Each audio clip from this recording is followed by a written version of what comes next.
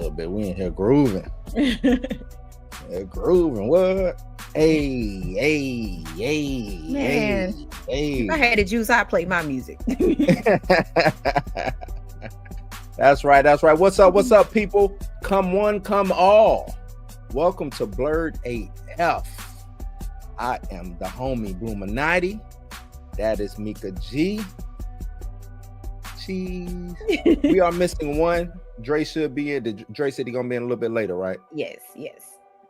Yeah, Dre being a little bit later. How everybody doing? How is everybody doing? What y'all up to, man?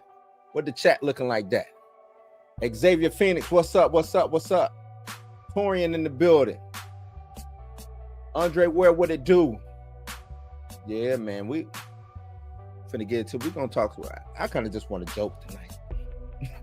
I kind of just want to have fun and not really even take it too serious. You know what I'm saying? James McD said he ain't even on Twitter no more.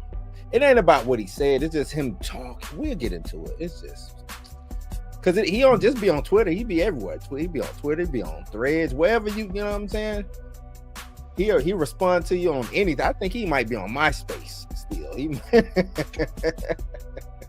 Not on MySpace. He might still be out here on MySpace. He might hit you up on AOL Messenger or something. You say the wrong thing. Hit one of them chat rooms.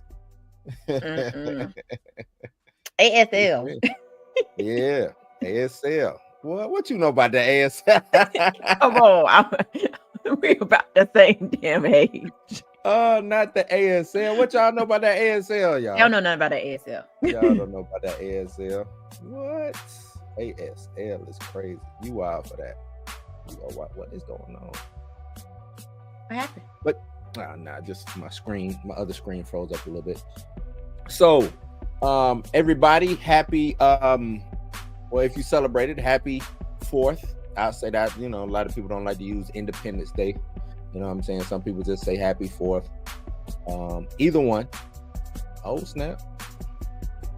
Dark in there, dog. I ain't even gonna add him yet till he get right. But yeah, happy 4th. Happy 4th.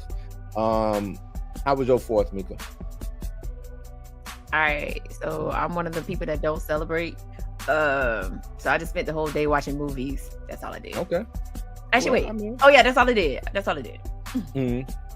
Yeah. Okay, that's what's up. Happy pre-Halloween, y'all. Torrance said happy 2.5 weeks after Juneteenth. I say happy pre-Halloween. I feel that. So yeah, I watched a lot of movies. Yeah, I watched a lot of horror movies. Comfort movies. Comfort movies. That's right, horror movies. She was in the horror game. You know what? That's what I want to talk about. Not necessarily horror movies, but you brought up like comfort movies and things of that nature. I want to know your defining movies for when you started watching, like 80s. You started like, yeah. So what's your defining 80s movies? What's your defining 90s movies? So forth and so on. And we could wait till Drake get in, or you can talk if you want. You can either do one. Give me a top 5 for each decade. How about that? I ain't got no top 5. I'll give you one. No top 5. Oh. Or just give me the ones that might have defined who you are for that decade. Okay. Whether it's multiple, whether it's one. I definitely say Purple Rain probably defined me as far as like loving music and things like that. So I'll start with Purple Rain. The 90s definitely I'm gonna go with House Party. Ooh, okay now. Because I wanted so badly to be like, hey, next time mom and daddy go out of town, we throwing a party, but I ain't know nobody. That's right. I knew nobody. Ooh. I say after that was probably actually it was like House Party and Tales from the Hood at the same time, because we used to watch, me and my siblings used to watch that all the time. And I mean, when I say you all the time, like all the time, like we was quoting it, we'd be like, cut this, you know, obviously we couldn't cut, be like, cut the, and then shut the and my mom be like, what are y'all talking about? Never mind. That's not ad-libbing yourselves. 2000s, that's when I started. Oh man, my comfort movie at that time was You Got Served. You got served. Oh man. Say what now? Not you got served. Ain't nothing wrong with that. Hey, we all laugh at you got served, but you got served caught major play. Every household that I know, you got served was on rotation. You got served. You know what I'm saying? So the DVD probably was broke. Yeah, we laugh at it, but nah, you got served. It went platinum in the hood. You know what I'm saying? It went platinum in the hood, no doubt. That's what I thought. That's what I thought I could be a part of a dance crew. And actually, real talk, I was part of a dance crew when I lived in Colorado. So I was not a B2K fan. I just like I like the dance crew part of it. Mika was probably an immature fan. I was an immature fan. See, I had Romeo's posters on my wall. There you go. Yo, we just had this. Me and Mika has been going. Man, don't you bring up that sorry ass song. We've been talking about. Don't bring that sorry. No, we are going to bring it up. What song is it? I Will Never Lie. No. We got it. No. What is it? I was talking about the songs that used to have me in a chokehold as 14-year-old Dre Mac. Baby, Please Don't Go. The video. That ain't even the name of the song. I'm talking about Watery Face. Watery Face. Every time I see that video, don't go. But so I listen to I me just doing my music thing. I listen to that song over and over again. It's whatchamacallit that's off key. It's Marquez Houston. When you listen to it, Marquez Houston is the one who's off key. Why are you calling him Marquez? His name is Marcus. Marquez. There's a Q in there. Like, he's Marquez Houston. Marquez. Oh, Marquez. Marquez Houston.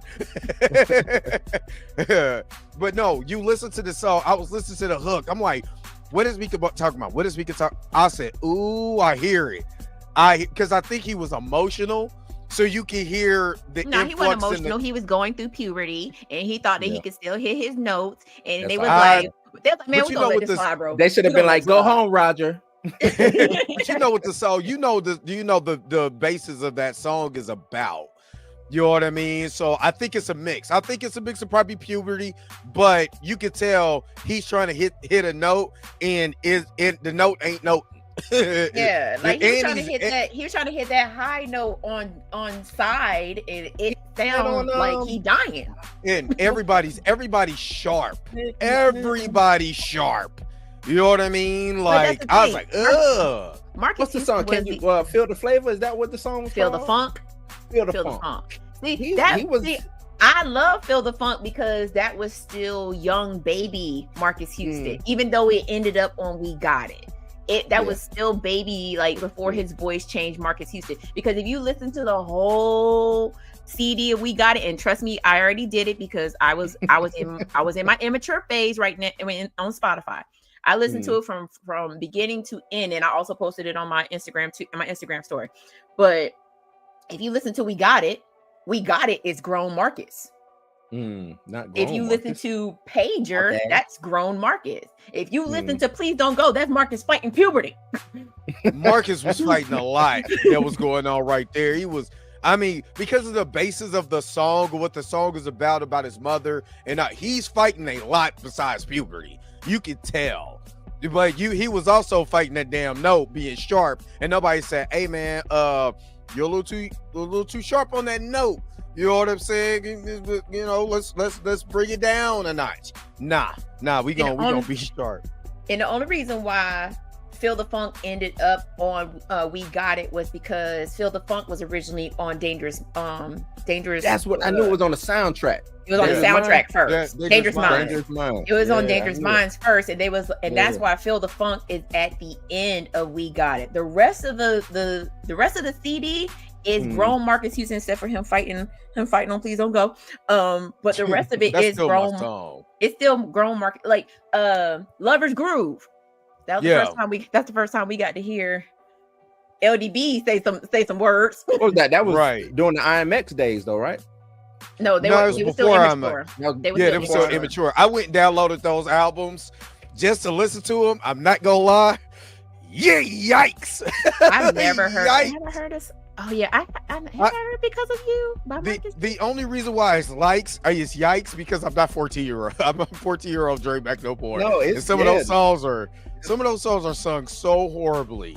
I'm sorry. They work for the time, but that's why they ain't on tour right now. I mean, they also split up too. Like, yeah, they split up a long time ago. LBD or what's his name? Little Drummer Boy. You had it right. LBD. Yeah. He I think he had a stroke. I saw. I think he had a stroke. He looked bad. Know that. Yeah, I don't know. I just know that Romeo's doing his own thing. Marcus. He's already getting blasted about messing with that girl. You know what I'm saying? So who, Marcus? You know, the one he married. Oh yeah. Now they're divorced. Oh yeah, they divorced. Yeah, they got a divorce. So and then there was an article that where he was like, "Oh, I don't date women that got kids because they got that's too much baggage." I was like, "Welcome to the baggage club." Now you are baggage. Now you're baggage. Exactly. Yeah. But keep going, Mickey. You said immature. What that was 90? No, 2000. You got third with 2000. 2000. Early 2000s. Yeah. So and then I'm surprised I ain't heard no horror yet. I'm surprised. I'm just saying. Well, I had horror comfort movies in. I watched a lot of Stay Alive. I watched a lot of House on Haunted Hill. I watched a lot of Dawn of the Dead remake. And that was after my first kid was born. I watched Dawn of the Dead remake.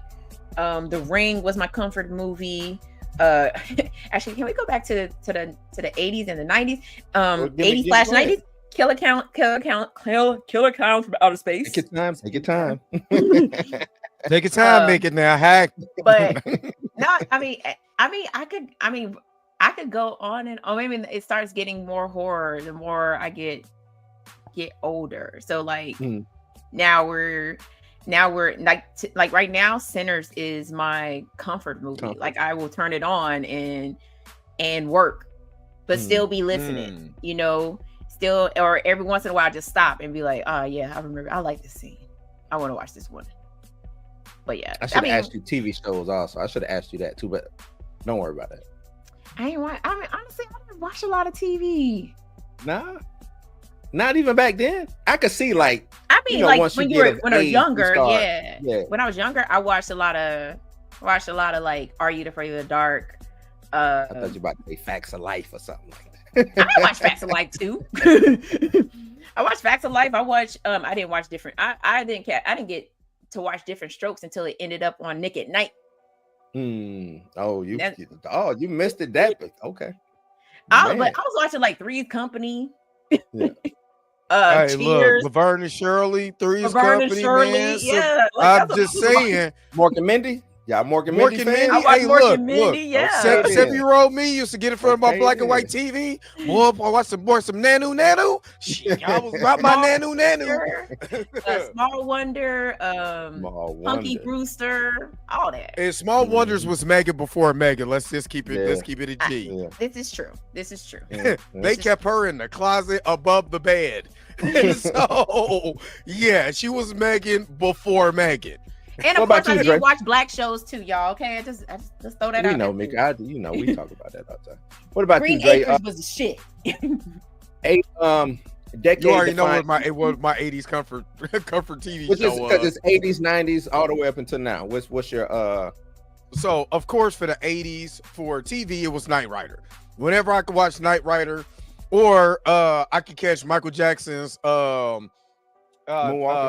videos, any Michael Jackson video. If I could catch, especially if I could catch Beat It and Billie Jean, I was set for the day. It's crazy how much rotation they had, even going into like the 90s. How much rotation, you know what I'm saying? On VH1. But back then all you had was MTV. All you had was MTV. In 80s, all you had was MTV, and then BET kind of, you know what I'm saying, started growing by 88. 80, like 88. BET, because I remember watching Midnight Love with my auntie, and she have her wine, and she be listening to Midnight Love. You know what I'm saying? So, but for the 80s, VH1 dropped it in 85. But it wasn't as large as MTV. Oh, it wasn't in your, as far it as, wasn't like, in your house, cable. but it was in the It wasn't Gaddy on- house. Yeah, well, it could have been. It wasn't on all cable packages. Yeah, I was about to say It could have was been in our regional. house. Because we had in, because I remember my aunt and uncle was 86. They had American Cablevision. So all we had was the little box that was wooden with the buttons Yep. that you push, and Boom. the Yep. MTV stayed. Yeah, MTV. I So had I that. think it's regional. I had the slider. Yeah, I ain't had it that was either. probably. I Cable think it was slider. probably regional because I'm in the Midwest, so the Midwest and probably the South had something. East Coast probably had something as far as like that whole East Coast line probably had their own. The West Coast probably had their stuff, so it probably was different. Because like I said, this is how I watched a lot of Chicago-based stuff because we got broadcast WGN. So, which is weird. Yeah. So I mean, so I will wake up, I'll watch the 20-minute workout, then Zoobly Zoo before I was about to say Zoobly Zoo. Man, watching Zoobly Zoo with Ben Vereen, boy. That was my man. So give me some. You want to talk about top 10 theme songs? Zoobly Zoo. Oh yeah. and then hold on. Let me not be on school break because I'm watching some Eureka's Castle. Watching some what was the Pinwheel?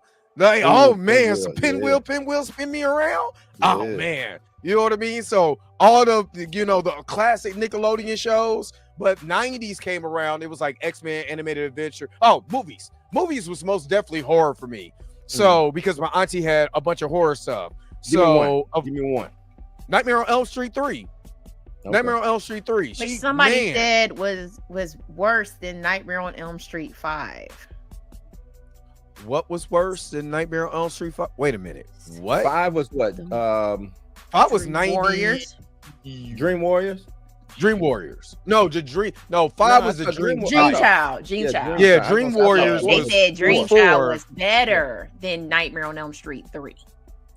They're smoking crack. Is it the crack? Dream Child was 4. No, that's 5. Dream Child is 5. 4 was Dream Warriors. Sorry, you're right. I'm just trying to remember what it. It was the one. It's because you get into Freddy's backstory about his mother being a nun. His mother was R-worded by everybody in the. It's a freaky covenant or whatever, He did like the. It wasn't a freaky covenant. His mother got raped by 1,000 maniacs. Yeah, that's what I mean. I mean, it's kind of a freaky covenant that was going on. That is a freaky covenant. 1,000 maniacs. 1,000? That was like, you know what? We gonna take her. She worked at an insane asylum, and there's all these crazy people there, and they were doing the count. And the only reason why I remember this is because 1,000 of them got her though. That's wild. 1,000. Hey, that's what they said. He is the son of 1,000 maniacs. That's crazy. She survived. You know how long that line? Yeah, like that ain't funny. It ain't funny, but I'm with you, Dre. Like what? 1,000? Just think about taking a ticket. I guess you're 197. I guess that's what the kids were teasing him. There was like 1,000 maniacs, yeah, but nobody really knows. I don't think it was 1,000. I don't really think it's 1,000, but that's the name that she was accidentally locked in there with them, and she got raped. So yeah. I mean, great. Right. Mm-hmm. Yeah. So so Nightmare on Elm Street 3 and Child's Play. Child's Play ended going into my 90s. So I watched Child's Play like over and over again. And Blood Diner. So yeah, Blood Diner was my stuff. Greatest B-rated movie of all time because it's so stupid. Then the 90s, 90s was different because I was going into preteens. So 90s was different because like Power Rangers, Batman the animated series, X-Men the animated series, Spider-Man the animated series. You know what I'm saying? Then the Disney lineup with Tailspins, Darkwing Duck, Chip 'n Dale's Rescue Rangers, all of that, man, then Tiny Toon Adventures, Animaniacs. I'm trying to tell you, I think it was crazy. The 90s was hot when it came to television. Then let's not get into Martin. You know what I'm saying? Living Single. Fresh Prince. I mean, we Family Matters and all of that was Family Matters. Step by Step. All of them was good. I mean, 90s, they were just throwing everything out. I mean, I get an 80s. I get an 80s as props because I was still watching Silver Spoon. I was still watching Facts of Life. I was watching what's Roger? What Roger and them? What is it?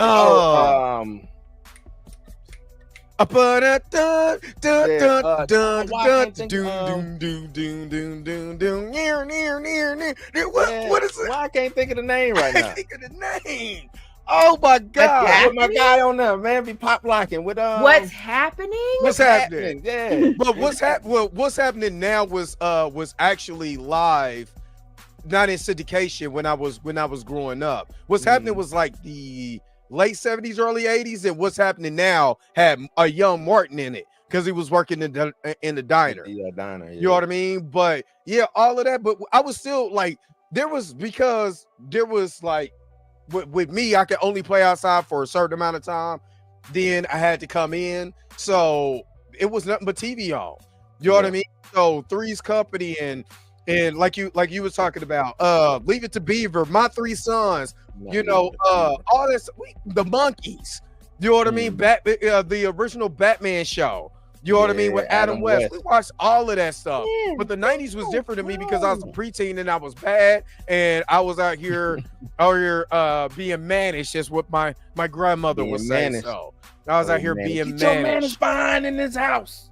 I couldn't have no girlfriend. I couldn't have no girlfriend for a long time because I was called managed. So I didn't get no girlfriend. I could bring around my family until I was 16, and then they talked about me about that, and you don't need no girlfriend, that girl liking you, and so I'm like, dang, let me shut up. Well, I got hit with child support later on in life. If you would just let me be managed, I would have learned my lesson.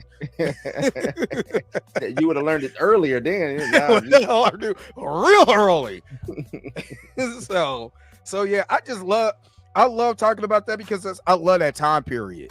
Yeah, I love that type of step by step. All that I watched, all of that, Living Color. Oh yeah, Living Color is still one of the greatest. Why we don't get reruns? Take Kramer up here, stuff like that, man.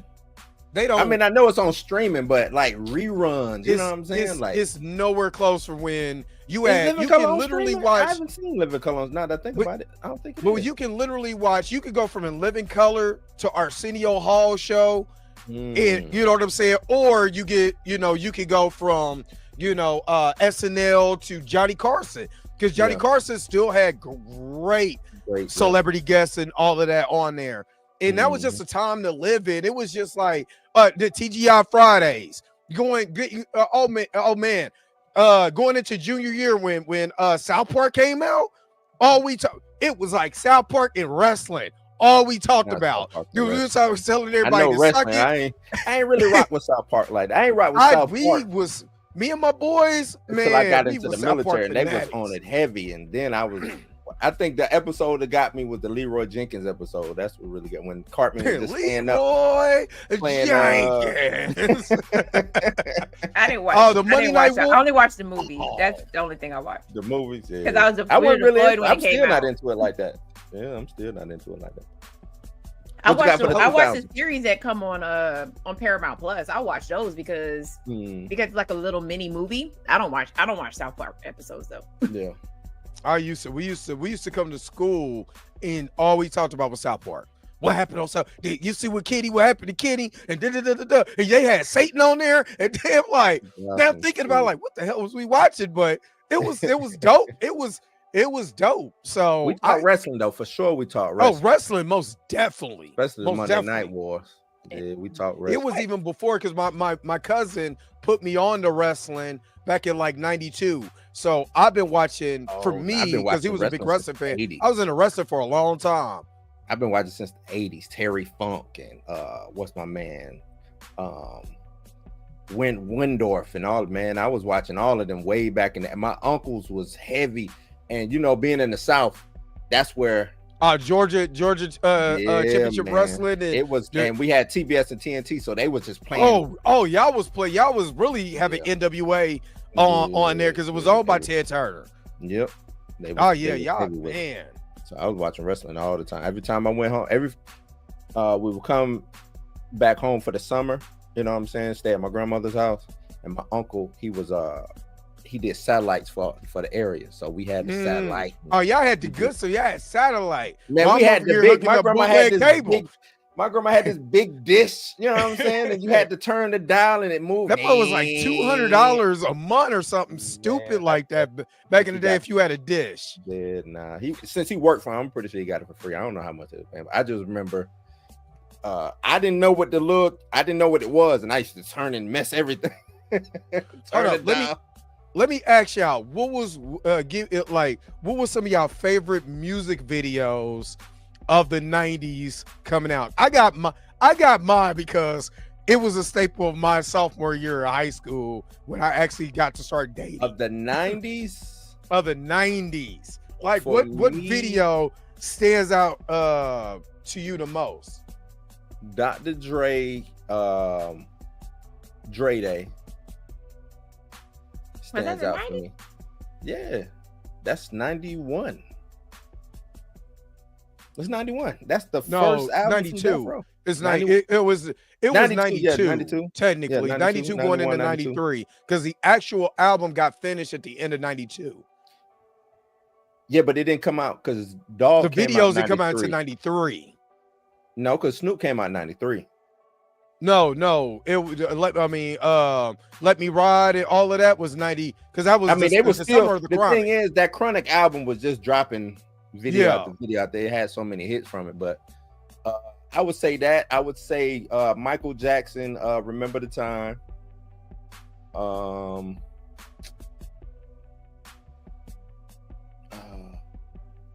What else? That's really all I could think about. I mean, I got videos. It's just that was like, yeah, California. Oh, Bone Thugs, First of the Month. Y'all can chime in when y'all want, but I'm gonna let Mika go. I don't know. You had no 90s defining. You didn't have video. No video that you remember in the 90s. It was like, if you listen to that video, you could transport yourself like a time machine back to where you was at. No, I missed the bus. Crisscross, I missed the bus. Was heavy. TLC, Waterfalls. Red Light. Red Light Special was. Yeah, I don't know why, but that video, yeah, that.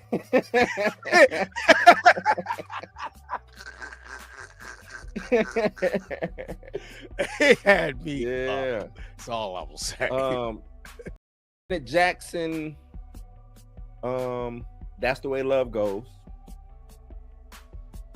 That was a good video. A good song. Mm-hmm. That album is cool. The Velvet Rope? No, that wasn't the Velvet Rope. That was the Janet album. Oh, the Janet album. Yeah, the Velvet Rope is. Oh my God. The Velvet Rope was good too, but that Janet album was. Yeah, Janet album. That was a 90s album. Janet, that was a 90s album, like for real. Guy, groove me, baby. Tonight. Okay. I'm not naming nothing black. Hold on, wait a minute. I'm gonna give you. Hold up. Go ahead. Go ahead, Dre. Because I know. Okay, so mine's gonna be quick. Go ahead. Mine's is gonna be real quick. For one, My Boo by Go Sound DJs defined my whole sophomore year of high school. I can believe that. Defined my sophomore year of high school. Mm. All right. Nirvana's Teen Spirit. No. Yeah, no? Teen Spirit, but actually listen to Come As You Are. One of my favorite Nirvana songs of all time. This is one of my favorite because it was just that era of grunge. Yeah. You know, what was Darius Rucker's group? All I Want to Be With You. Hootie and the Blowfish. Yeah, Hootie and the Blowfish when they actually had the people from videos or songs. These are videos. These are videos. I Want to Be With You actually had the some of the people from ESPN on there, and all we watched was ESPN back then. You know, with Dan Patrick and all of them back, blew my. And then Remember the Time, still one of the greatest videos of the 90s. Yeah, Today Was a Good Day. Ice Cube too. Yeah. Especially, Oh, yeah. but videos back then were movies though. So They really were. go ahead, Mika, So, because I ain't got nothing black. I really don't. What you got, Mika? I'm gonna go with Smashing Pumpkins 1979. I'm gonna go with Smashing- Beastie Boys, yeah, that was dope. Sabotage. Sabotage, I'm also going to Yeah, Dragula by Rob Zombie. Smack My Bitch Up. by who was that? That's Right Prodigy. Said Fred? Prodigy, yeah. Smack my bitch up. Yeah. Also, just because I love this fucking song, Share Believe. Okay. Yeah. And That's a what is that a good skate song? I can hear that No. like I don't know why I hear that in like the Skate discos or something. can't no. And then Spice Girls Wanna Be. Not Hey. Spice Girls, but nah, that's a decade defining joint though. what's the other one that they did for what soundtrack did they do that for? Oh my god, it's the second single off their album. I can Spice Girl? Yeah, the Spice Girls. You talking about Say You Will Be There? Is that it? I'm not. I don't know. You mean when they were in the desert? Because that's my other favorite song. No. Oh, Peaches by President of the United States was dope too. That's a dope track. That's dope song. I can't help you But with, Stranger in Moscow is it makes me sad because yeah. you could just tell Michael was pouring his heart out in that Mhm. song. But Be SWV, Right Here from yeah. the Free Willy soundtrack. But yeah. Those were We didn't even start the show, y'all. We just been talking. I came in. I thought y'all started. I came in a minute late. I was asking a question just to get some dialogue coming, just to loosen y'all up. I give y'all mine so we can start the show. Become One that's my song, okay? To Become One. I like that one. Wow. Oh, I don't know nothing. I don't know none of the Spice Girls joints. No. Except I for forgot it's on a soundtrack because they played it at the end of a movie, and I really liked it. Alanis Morissette. I ain't gonna lie. Alanis Morissette. That whole album get played. Man, it's The like whole man, album. I was like, hey, look, when they did that on Ironheart, why was I singing along too? I was singing right along because Alanis Morissette had some deep ass songs. Deep. But yeah, we gotta start. I give you my well. I give you 80s movies for me. I would say Breaking, both of them. Breaking both. I think that might have been the first like movie I remember watching like in life. Might have been Breaking. TV show. As far as cartoons, would have to be like He-Man. Then. Now that He-Man was crazy. 90s movie, I would say He-Man was wild. Yeah, He-Man was wild. I'm gonna go with what Mika said, that House Party. I used to watch House Party all the time. They used to get, man, I couldn't. Man, it was so much stuff I could watch, but I couldn't watch. I could watch any horror movie, but something like House Party just was too much. But I had an older uncle and aunt, so they didn't like all the hip hop and all that mess. Playing. And then my pops had the soundtrack, so I had the freestyle was on the soundtrack. I used to play that over and over again. The battle, you know what I'm saying? Over and over again. That was 90s, 2000s. Maxwell was dope. Yeah, Maxwell was dope. 2000s was The Ring. I used to watch The Ring over and over. I love The Ring. I don't know why, but The Ring was dope to me. I would watch it all the time. And 2010, I don't really have nothing for 2010.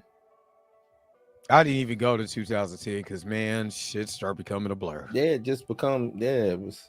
Then, but I remember getting my first entertainment system, my AWA surround sound system from my house, my big flat screen TV, tube TV.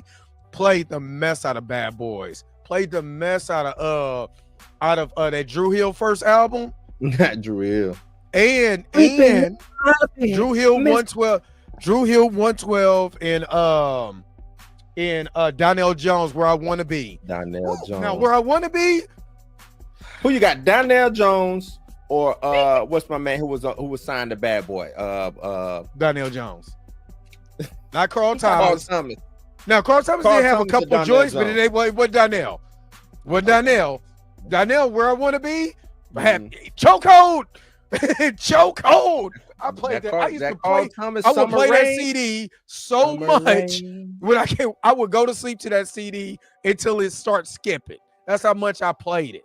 Donnell Jones was for like the lovers, the people who done been hurt for some reason. Man, I was hurt. I was over there playing the song. It was at me. I'm talking about watery face. Oh man, let's start this show, man. Let's 30 minutes in. Let's go ahead. Let's get this thing started. What does this button do?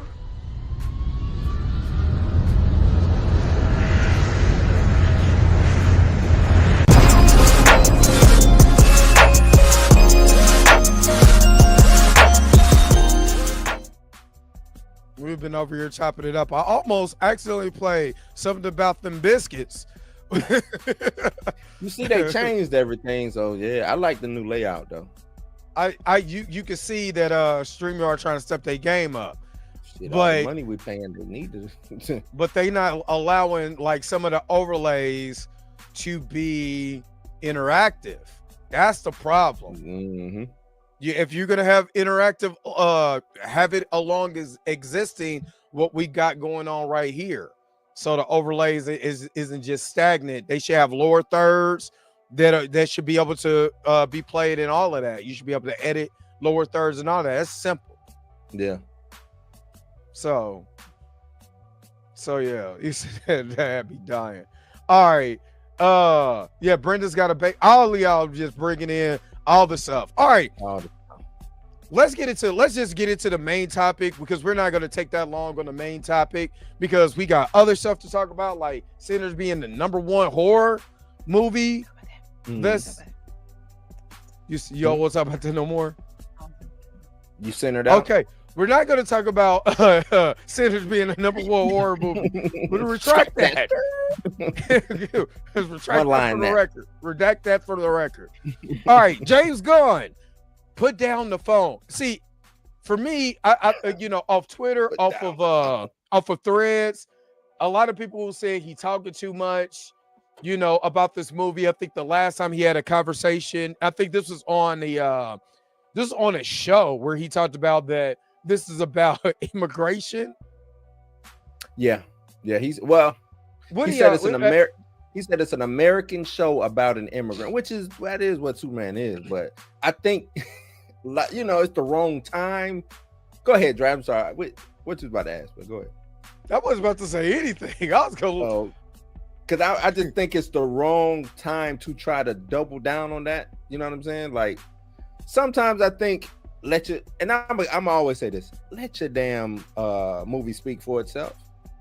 You know what I'm saying? You don't have to come. And I like James Gunn being on social media. I don't mind him being on social media, and he is everywhere. Like I was telling me, he is everywhere. MySpace, AOL, Black Planet. He everywhere. If you can you imagine James Gunn having a Black Planet page with the money falling in the background and some diamonds? What? He is everywhere, man. Like, you can't escape James Gunn. Whatever social media platform it is, he is on there. He is responding, and I think it's dope. But at the same time, when it's a line that you need to just be like, all right, I'm not gonna cross this. I'm gonna promote this, my whatever I got going, but I'm not gonna go too much into detail or go back and forth with everybody about everything. And I think that's where he get caught up at. Mika, do you think that that's a problem for directors, even on a press tour, to talk too much on social media about their project? No, because y'all complain when they don't. Y'all complain when they don't. No, it's literally like people will complain when directors they're not on social media. They don't respond to their fans. You know what I'm saying? They don't. If James Gunn want to talk, let him talk.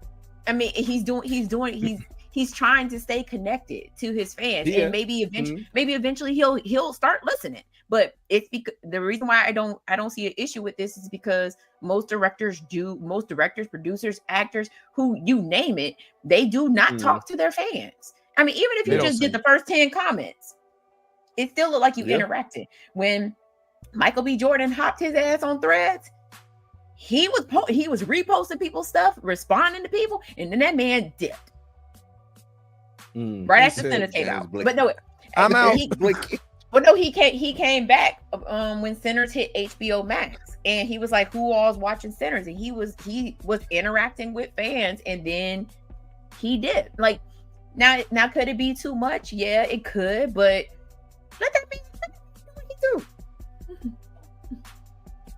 That's crazy, James. For me, I don't have a problem with this for two reasons. One is that, like Mika said, you would like to have somebody that interacts with their fans. Even as YouTubers, you know, people go into your comment section, they say something, I heart everything so I could delete it. So it deletes out of my YouTube studio. Like, who do you need to respond to? But even then, I think you still have to say, sometimes you got to say something to certain people, especially when they're coming out and supporting your product. So I get that. And number two, you know, all you're doing is causing discourse. So when people are talking about your product, that's what you really want. You need to talk about my product. So I don't care if I'm getting on your nerves. Talk about my product.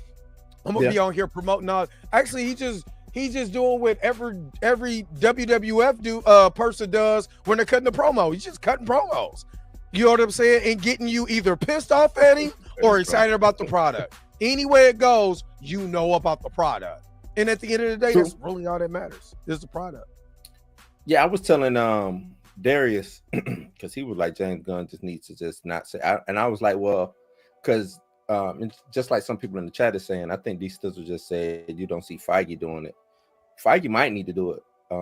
But James Gunn is not that type of executive. James Gunn is he's a creative. You know what I'm saying? He's not that type of executive. They have two executives. Peter Safran ain't nowhere online chatting it up with the homies on Black Planet and AOL chat and things of that nature. You know what I'm saying? He ain't nowhere doing nothing like that. But James Gunn is out here doing it. I agree with you. Yes, talk about my product. But like when I say about crossing the line, the thing is, like the immigrant, I don't know what impact that's going to have going for him saying that, you know what I'm saying? Because it's true. It is an immigrant story. But I don't know in this day and age, in this climate, to like put a pin on that. Like that ain't the hill you want to die on. I don't think so. Especially a billionaire that's mad about an illegal alien. Yeah, I don't think right. I don't think that's the hill to die on in this climate political, because now it's kind of politicizing your not the movie. I don't care about politicizing the movie, but politicizing your rollout. And I think that's where things go wrong. You know what I'm saying? When you politicize the rollout, not the movie in general, because I think stories, movies, all types of things is political by nature, because we people, and you know, people choose sides or have certain, you know what I'm saying, this track, that track or whatever. But the rollout, I don't think necessarily needs to be politicized. That's how I look at it. But I think James Gunn is doing a dope job kicking it with the homies. Shit, you never know. James Gunn might just hop into the chat and start, you know what I'm saying? Like, yeah, I wouldn't be surprised. So you want me to shut the fuck up? Is that what you want me to do? I got something for you. What you talking about? No, I mean, I do understand why people want him to get off of Twitter. Is for the simple fact is that because you don't see Martin Scorsese doing that, you don't see all these other big time executives doing that. You like, what are you doing? You know what I mean? But again, James Gunn has not really flopped with the movies he's produced since Guardians of the Galaxy. And the only one that I pointed out, because I pointed out this morning, was the Suicide Squad, because it had the day and date release. You know what I mean? Yeah. So, you know, it was during the pandemic. You got, you know, it's on streaming or it's at the movies. Which one you want to pick? And this is when they were telling you, put on your mask, 6 feet, you know what I'm saying? All of this stuff. But nobody trying to deal with all that mess. So they were staying at home. You know what I mean? But it was streamed. It was the most streamed content on Max, on HBO Max at that time. And that was going against Godzilla versus Kong and all of that. You know what I mean? So, and then Peacemaker was a highly, touted show. Guardians of the Galaxy averaged $800 million a pop. Average. You know what I mean? That's 200 off of Billy. So, hey, man, if I'm making money, you can't tell. I'm going to be, hey, look, if you want to be Puffy, all in the videos, who are we to tell? He does Puffy of this movie. That's exactly what he is. I mean, he ain't Suge. Suge was in the background being the muscle. Diddy was out front. Until Suge, you know what I mean? Until he became the front person. I think Suge always wanted to be in front of the camera. You know what I'm saying? He just. But I'm just saying in context wise. You know what I'm saying? But in context, But in context wise, Diddy was always out in the forefront. So I'm comparing James to Puff as far as just being out there. I'm not. Hey, look, whatever makes you your money, I ain't making $800 million. So what can I say? You know what I mean? So I'm just saying he'll probably quiet down if Superman underperforms. You think so? I don't think Superman is going to underperform because it's Superman. Even the worst Superman money has made money based on inflation. You know, everybody looks at, like, somebody asked me, why didn't it make $1 billion? For one, Warner Brothers in the newer age, they do not allow their movies to organically come to pass. They always got studio interfere. Warner Brothers has always had a problem with studio interference. And movies wasn't doing $1 billion. Like every movie. Yeah, back in the, I'm talking about even with Man of Steel and all of that. It wasn't even getting anywhere close. What solo Marvel movie did $1 billion back then? Because that came out the same time Iron Man 2 came out. It wasn't until Black Panther. It wasn't until Black Panther movie was making $1 billion like that. Yeah. So, and again, I believe it's just they didn't allow their product to organically cook. And then also the tone of the actual movie does have a play in it. If it's not, let's be honest, if it's dark, gritty, and it ain't something like Ninja Turtles, ain't nobody kids ain't coming to watch that, because remember, these are still superhero movies, which I need a lot of grown people to understand. A lot of this ain't made just for you. The comic book, they're trying to introduce new young comic book fans. So they're trying to get the young people to get in here and grow them up. Just like how we were fans of Superman back. If you're an 80s kid, you knew Christopher Reeves was your Superman. You know what I'm saying? You knew Michael Keaton was your Batman. They're trying to grow that audience, right? So if you make it so dark and gritty and I'm trying to keep it real, well, keeping it real ain't gonna get you paid either. Just as Dave Chappelle. You know what I mean? So this is why the Marvel movies was so successful. They were light, they were bright. They had adult themes, but it was still lighthearted. You know what I mean? And everybody and their mama wasn't going on there complaining, you know what I'm saying, and being a voice. So I believe this is going to make $1 billion because it's light, it's bright, and all of that stuff. So personally for me, so. Yeah, I don't think the Snyder Code is the main. Too. Yeah, they are trying to merch all that. I don't think the Snyder Code is an issue. I think they talk a lot. I think they talk a lot of smack, a lot of, you know what I'm saying, but they're gonna be right there watching the movie. That's the bad thing about it. They're not boycotting this, man. They're gonna well, let me say, majority of them are not gonna boycott this movie because it's Superman. You know what I'm saying? And if you're a Superman fan, I think you can go watch Superman. End of the day is Superman. Nicky, what you got to say? James Gunn, he watched horror too. He did Slither. I'm pretty sure he I mean, he danced. His brothers, he had input with his brothers on Brightburn. He did Slither. He did Brightburn. I mean, Slither was trash. But He you And was like Brightburn Brightburn was- Brightburn was just the anti-Superman. That's why I love that shit was Yeah. awesome. I'm sorry, that's probably one of the If it was best horror bad. movies. It Anti-Superman. was probably one of the best horror movies based on an existing product, like a Superman-ish that I watched. That we need was to get a dope. Batman like that. We need to get a I mean, Brightburn Batman. I mean, they kind of. I mean, they didn't hit a Batman, but they had like if you watch the end credits of Brightburn, and this is, I don't care if it's a spoiler. Y'all go watch the movie. It's just like 80 years old now.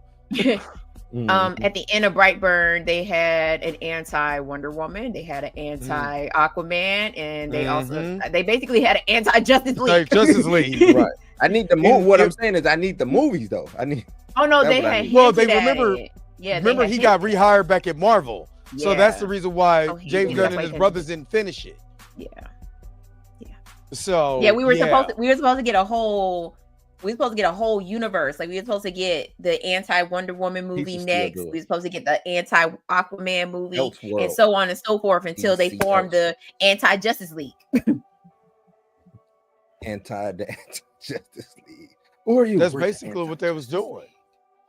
I don't even Let's think get they would to have the called super chat themselves the real anti quick. Justice League. hate soups, but I might go just to see Mr. Terrific. All right.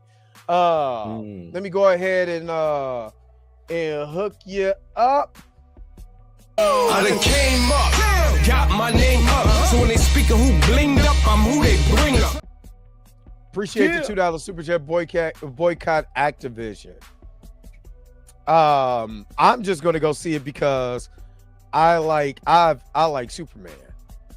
You know what I'm saying? But see, I remember when I was I think for Christmas when I was 8, I got a box set tape. They were probably cheap as hell of the old Fleischer Superman cartoons. So I remember watching that up in the sky. It's a bird. It's a plane. No, it's Superman. So I like Superman. I'm not really a big fan of him in the comics because he's just he fixes everything. So there's no stakes if he fixes everything. That's why the death of Superman was so dope. Action comic Superman. Well, I mean, recently everything. it just all depends on what you what era you're reading, because they've had some Superman the way he ain't been doing. He's not the perfect, you know what I'm saying? He's been dealing with PTSD, all types of stuff. Like they got Superman dealing with some real type stuff. You know what I'm saying? I think writers are the same thing with like the Hulk. You know what I'm saying? Like it's hard to write. Let me not say it's hard to write those characters. I don't think it's hard. It's just our editors allowing them to push the Man of Steel to these certain different places. You know what I'm saying? Yeah, that's the thing about it. Well, the editors allow them to write them in a certain way. But I feel, a lot of people look at Superman like he's can do anything, end all be all. You know what I'm saying? Especially since he on Earth. Once he go off world, though, it's a different story. Once he go off world, it's a different story.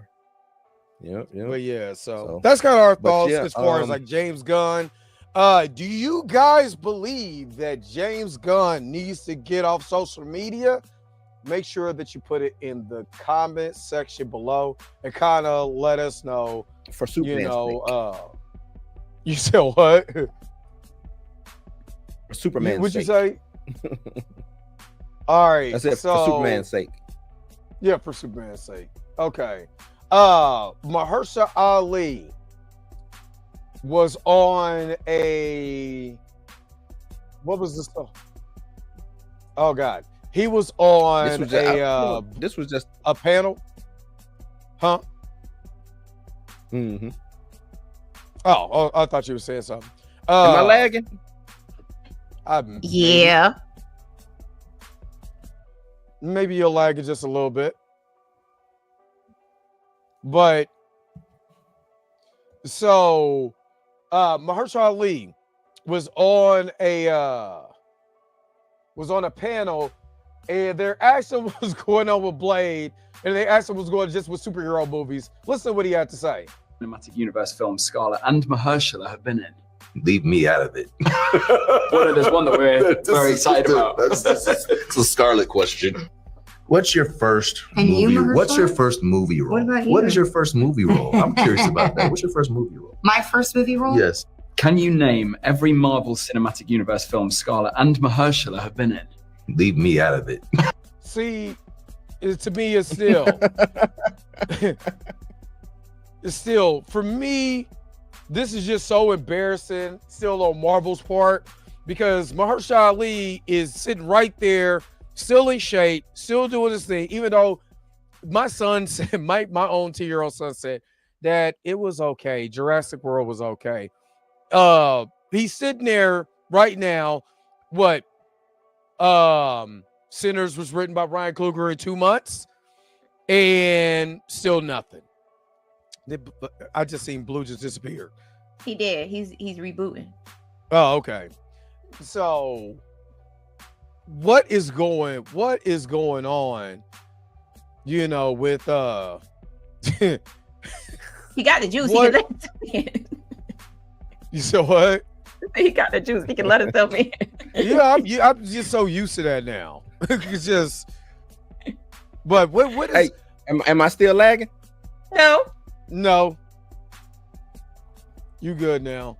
Cool. So what is the deal? What is going on with why is, and I'm gonna send it to Mika, because Mika, you are the horror aficionado. Why can't Marvel why can't they get right? Because this is a horror movie. Because it's a horror movie? Because it's a horror movie.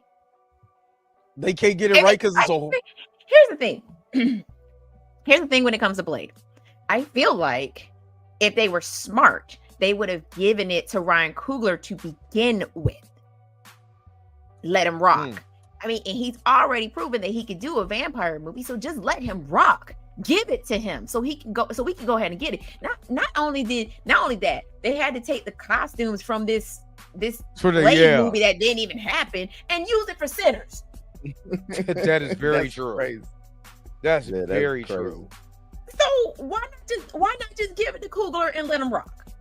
You already know he's already proven he could do it. And I mean, not saying Marvel hasn't done quote unquote horror in the past. I just don't know why they can't get this one They right. haven't really, And maybe, not really. I mean, Werewolf. I by mean, Night they was- technically that was did the do air horror quote. with Multiverse of Madness.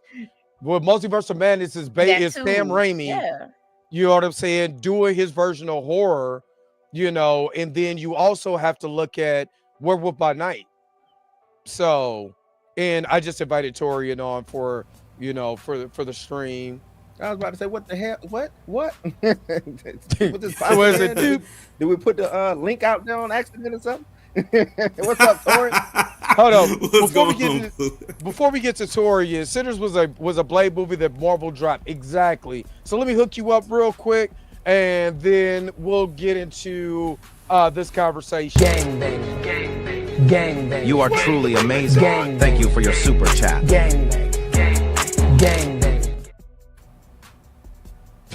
What's going All on? right, Y'all? Torian, what's going on? What's going on? What's going on? Dre, Blue, Mika, what's going on? Let me tell you why I'm kind of glad that Ryan. What up? I hope he doesn't attach himself to Blade, because let me tell you what they'll treat him as. They will treat him as the cleanup man to clean up the mess they created. I don't think Ryan wants to do that. He's like, wait, I did what I did with Sinners with this original IP, and because y'all messed up, y'all want me to come up and clean up the mess you made? No. So I would decline that offer if I was him. Would I look like the Help? Yes. I'm not gonna lie, Tori, you kind of make a excellent. And I made another point in the chat earlier, which is the reason I wanted to come up here. I said, let's just hypothetically say Superman and Fantastic Four underperform, which I highly doubt neither of them will do. I hope both of them are extremely successful. But let's hypothetically say that they did. They gonna fast track that Blade and Icon movie just so they can save their asses, just like Black Productions have been saving Hollywood for how many years now? Yep. I mean, we can go back to the Blaxploitation era with this one. Exactly, because the Blaxploitation era did save Hollywood. Yep. It saved it. That's why I said there's power in the black dollar.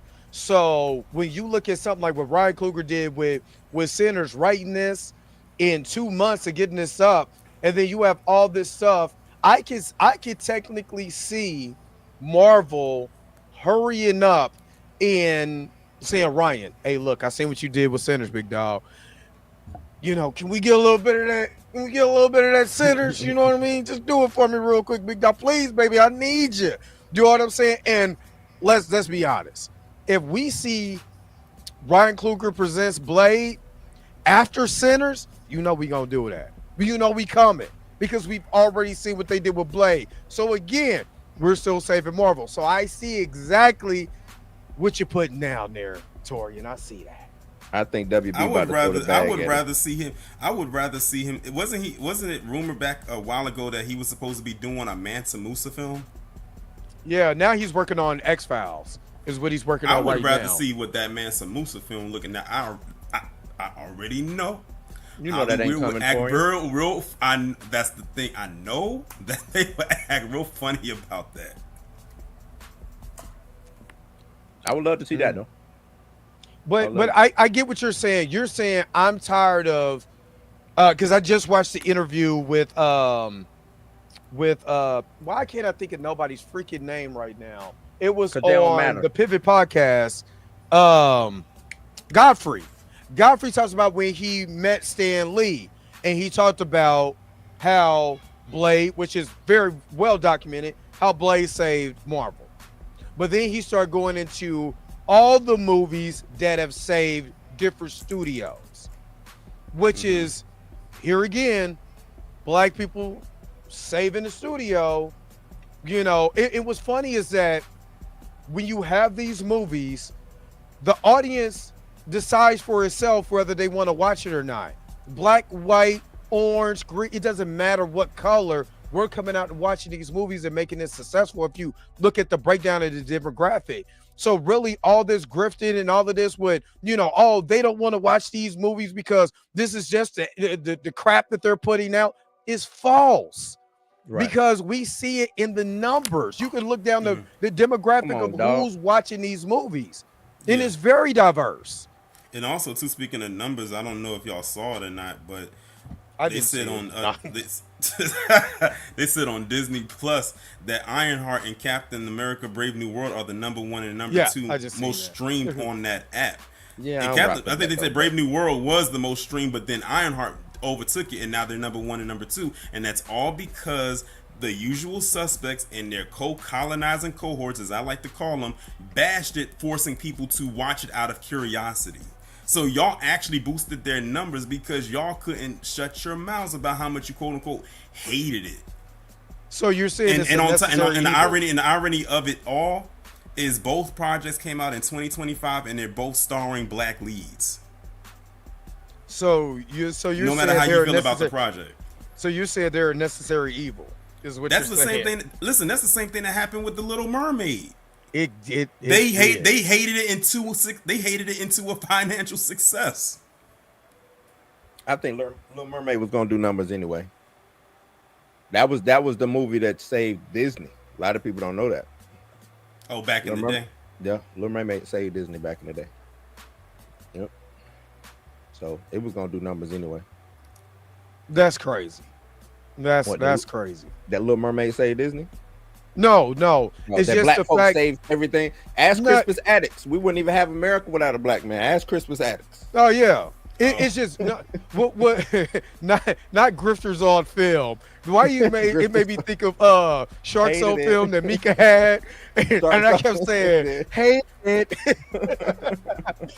But what's crazy to me is that you have this rhetoric that keeps getting piled on, and millions of people are listening to this rhetoric for it to be dispelled by the actual audience itself. I think that's the craziest part about all of this. If I would just say this, I enjoyed the last Final Destination just came out. I did too. Purely because of the mayhem, purely because of the silliness in all of it. I knew what I came for. right? I didn't say. I mean, there's some political talk. I can say I can nitpick and say there's political talking points in there, but then it takes away from the experience of the movie. Then I just can't go and enjoy the magic of the movies. Shout out to B&B, but you know what I mean. So when it comes to us, a lot of people say, you know what? That's actually watching these movies. That's really watching them. They don't care nothing about that. They're like, I just want to watch a movie and enjoy it. And they try to take the fun out of it. Yeah, even if it's mid, I'm still enjoying myself. Mika put up a post about Megan 2. Like, look, y'all don't really want sequels because y'all don't want to evolve. And it's just those small group of people that's saying the same rhetoric. The same thing with the grifters. They're saying the same rhetoric. You know, but then when you look at the box office numbers and then you look at the breakdown of the demographics that's watching it, it's proving you wrong every time.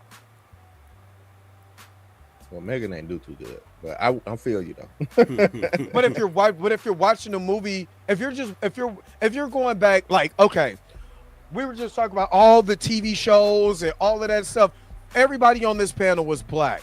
We mentioned white shows and black shows. White music and black music. But I think that was country? The magic of the 90s.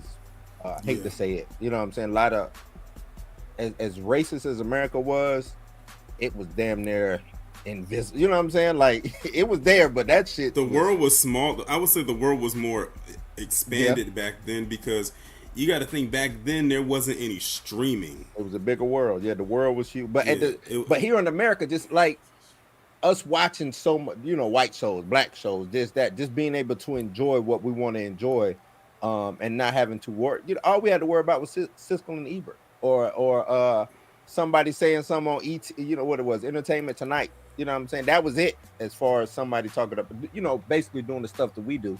This was all barbershop talk, and you know, I only got my haircut maybe twice a week.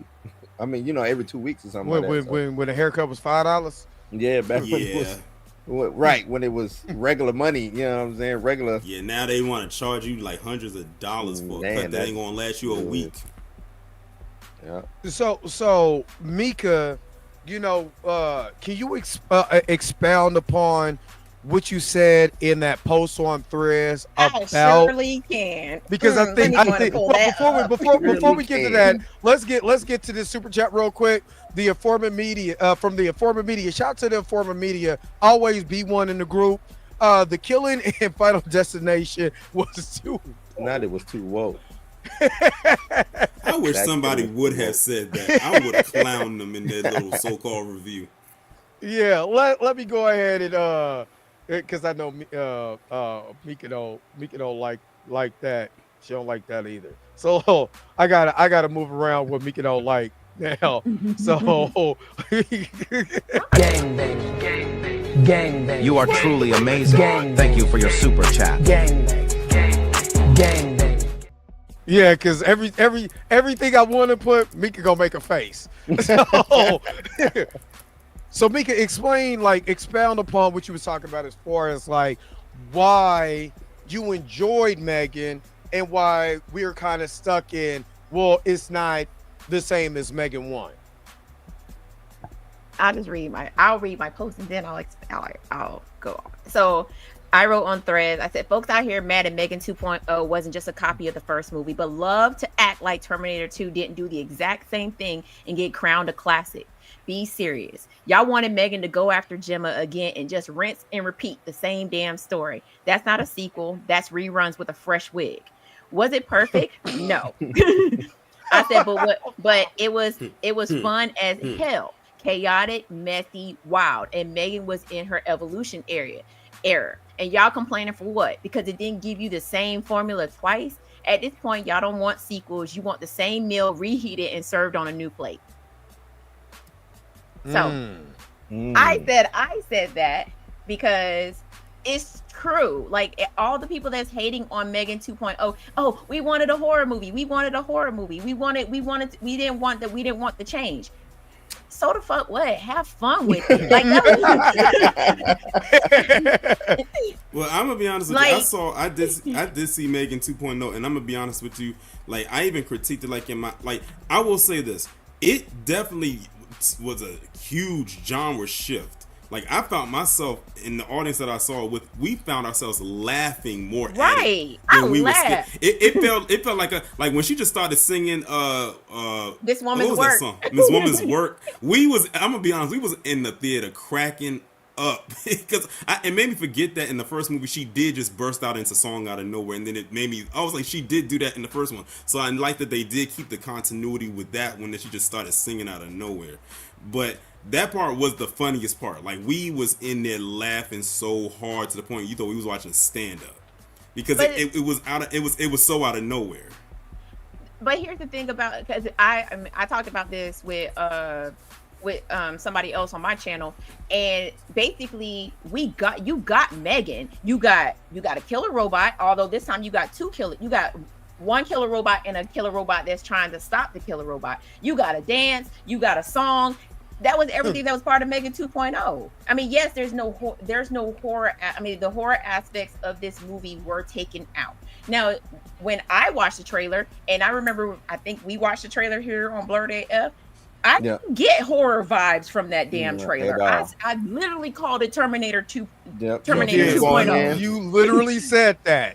If you was going in expecting that, me and Mika broke the trailer down. Like literally broke the trailer down.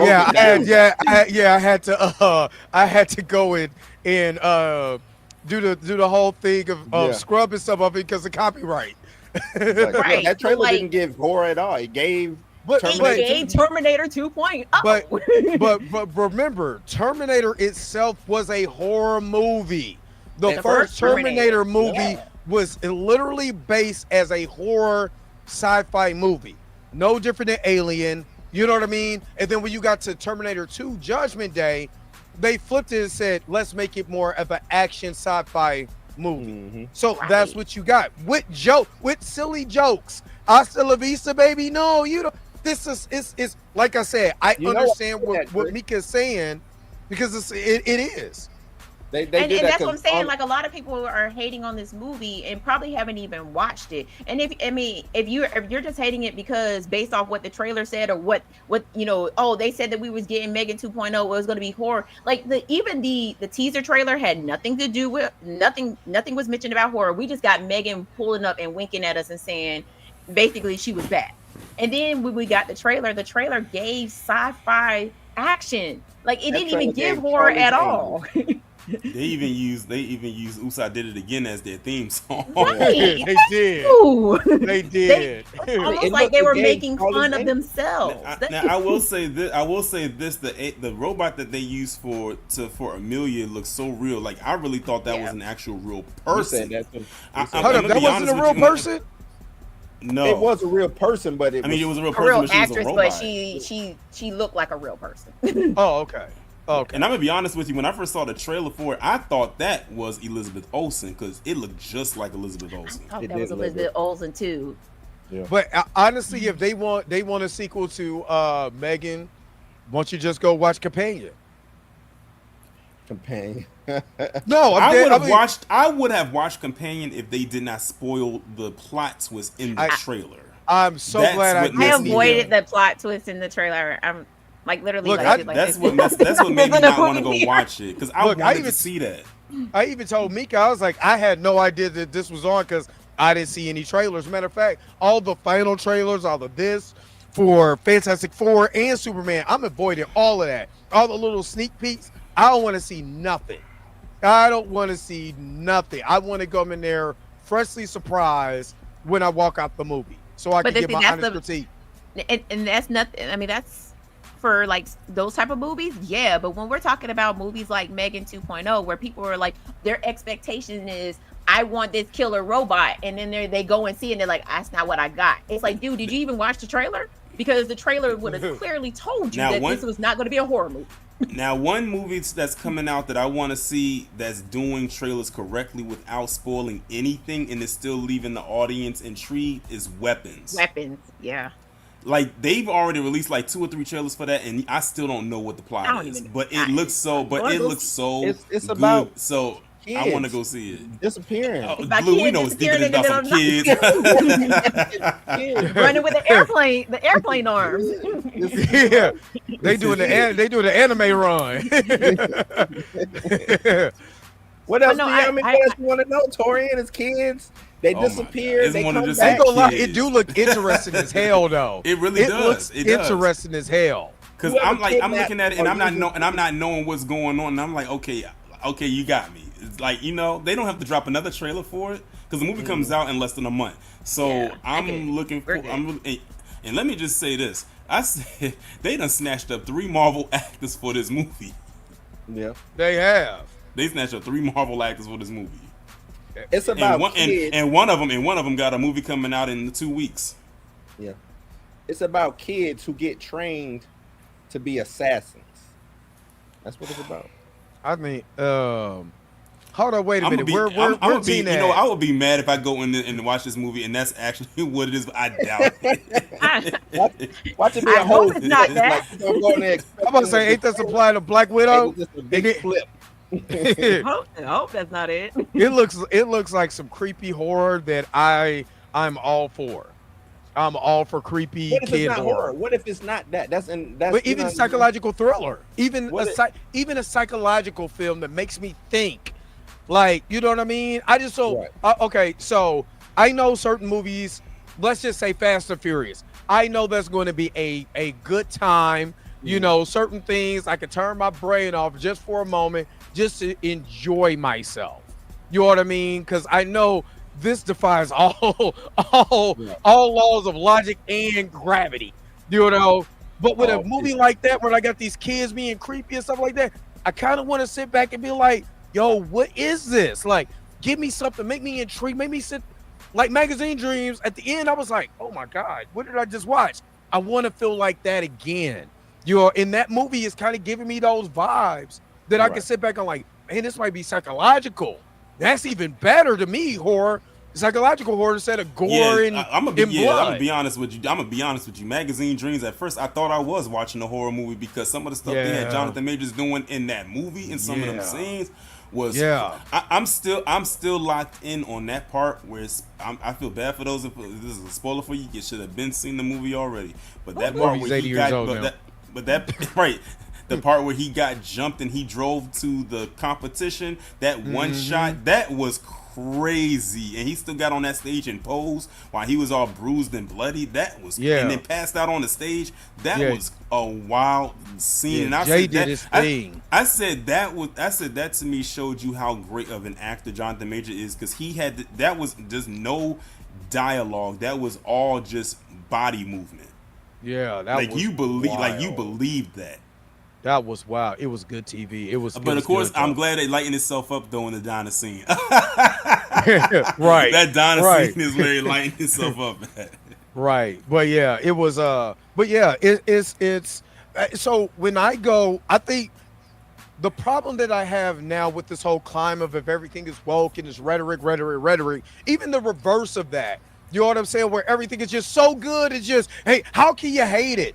Right. It's almost like, damn, can I just go in and feel just for a minute? Movies are supposed to make me feel something. When first time I watched Child's Play, I was scared of a My Buddy doll going back into Toys R Us or Walmart because it made me feel something. You know, Terminator 2 Judgment Day is one of my favorite movies of all time. Why? Because they took the concept of the guy who was the Jason Voorhees is now protecting me. That is a good twist on that, and it made me feel like, hey, some people are redeemable. That's a feeling. That is not. Would you watch that, Drake? Would you watch Jason? You damn right I watch that. You damn right I would. Jason, man, oh my God, would I watch that? That's never going. That ain't never going. This is never going to happen. But oh my God, just think of a show that I'm gonna be honest with you. It's a show that's coming out in September. That's coming on Max that I'm looking forward to, called Welcome to Derry. Basically, we were already going to talk about that. Mika, you down? Just talk about that every week? Because I am. Mika's in the show. She just ain't. I know you just did not do that. I'm looking. You know I'm what? so looking forward I'm to about that. to, I'm about to text your ass. A whole No, you're not. prequel. A whole prequel. I'm like lock me in. I'm locked. I like in that. for It's seemed like it's more focusing on that black family too. I like that. That's what. Well, so that's the whole premise behind the sequels. I mean the prequels. Excuse me. They are going. If you ever read the book, there are stories that occur prior to you meeting the losers, and the one story is about the black spot, and that's why it's focusing on this black family, because the black spot, it was a all black club in Derry that burned down to the ground because racism, and and Pennywise just so happened to be there at the same time. Pennywise being racist. No, he wasn't racist. He just so happened to be there at the same time. The black spot went. Pennywise was part of the Klan back in the day. He wasn't part of the Klan. He shows up as well in the book. He shows up as a bird, and he picks off people as they're running out of the black spot, and takes them away. And I guess was it black people run out of the black spot? So the black spot started out as a blacks only club, and then of course, like after he burnt it down, he let the whites come in. Got it. No. This is before before that. So like other people started showing up, and then obviously the racist, the Klan got a hold of it and was like, nah, y'all can't have your own spot, but y'all just told them that they couldn't go to the NCO club because the NCO club was whites only. But even and these are soldiers, fighting, fighting in a war, and they wasn't invited, so they created their own spot and they burnt it to the ground. And Pennywise shows up. What, World War II? I think it takes place. Well, so they're going off. They're not going based off of the. They pushed it. They're going based off the remake. So 25 years before the remake happened. The first it. The first it happened. Okay. So 27 years before that. So I think 1960 something, they mentioned it in the Korean or Vietnam War. Yeah, it would make sense if it's a Vietnam War. Yeah, the Vietnam War, because of they're going to talk about that. Yeah, and it's crazy too because the girl, the who looks like the main girl in this show, she's also in Stranger Things. The one who plays Mike's sister, I think that's Mike's sister. Yeah, she's also in Stranger Things, which ironically is coming on after Welcome to Derry. So it's like once Welcome to Derry is done, it's going to go right into Stranger Things, which is ironically their last season, season 5. They just need to stop, man. I don't even want to see this last season. I already came this far, so we might as well already just go ahead and finish it. I know we in it, but I'm just like, man, why y'all kept going? We got these super chats.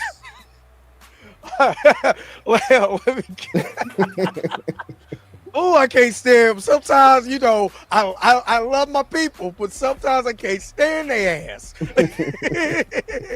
John said, "Be scared of the water as a kid." When I was a kid, that and anaconda. Because I seen a big snake in the water at the lake. I thought it was anaconda. I took off running. I hope it wasn't Lake Lanier.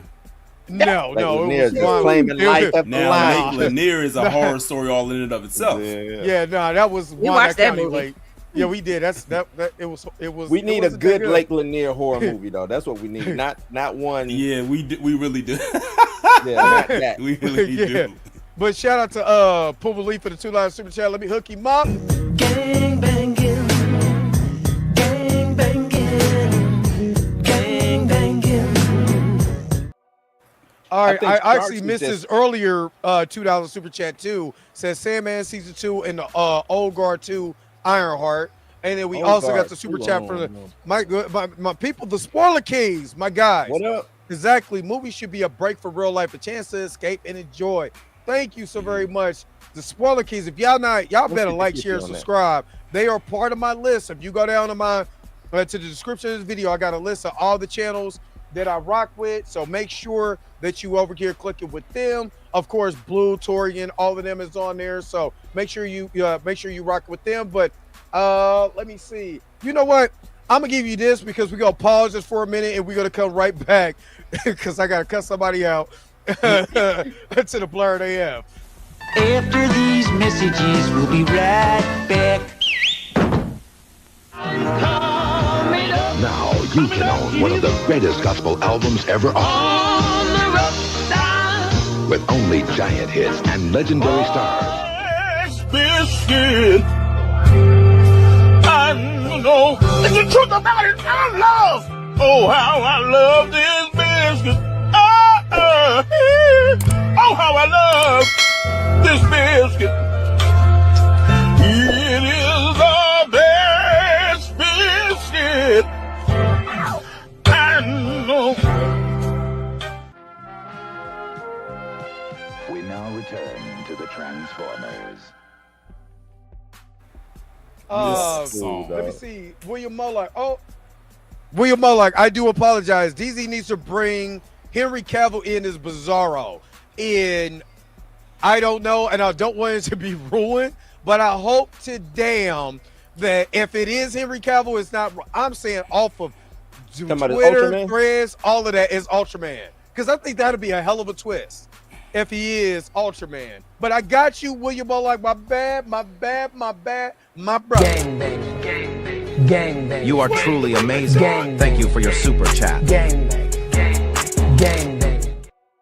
I'm sorry, sometimes the $2 super chats start looking alike because it's all blue. So my bad, I got you. He said play that song again. What, Pam, you don't like it? I took it to church? She said somebody. Why was I over here while it was playing? I was over here singing to the top of my lungs like I was a part of the choir. I just want you look. I just want somebody to get that Time Life. You know, I'm coming up on the Rough Side of the Mountain album, and just that's the bonus song on there. That's it. But anyway, Mika.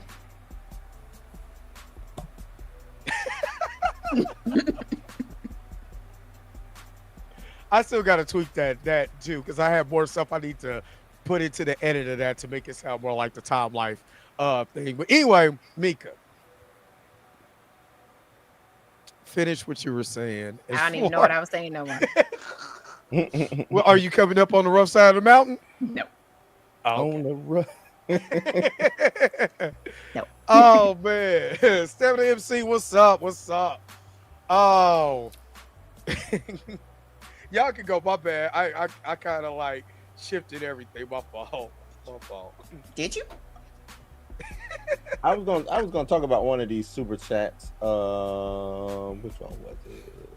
Oh, the Sandman season 2 Old Guard and Ironheart. I guess he was saying as far as what's being played right now. I don't know if any of y'all watched the Old Guard 2. Any of y'all? Anybody? No. Bueller. Bueller. No. Yeah, it ain't. I don't watch Netflix. What? You boycotting? No, I just don't. I'm about to start watching that Trainwreck series That's what I want to watch. What's that? Yeah. on Netflix. Where they talk about situations that ended up real bad, like the whole Ja Rule, what's it called? Fire Festival. The Fire Festival, and there's one about the Carnival cruise ship that ended up stranded in the middle of the Gulf. Yeah. Yeah.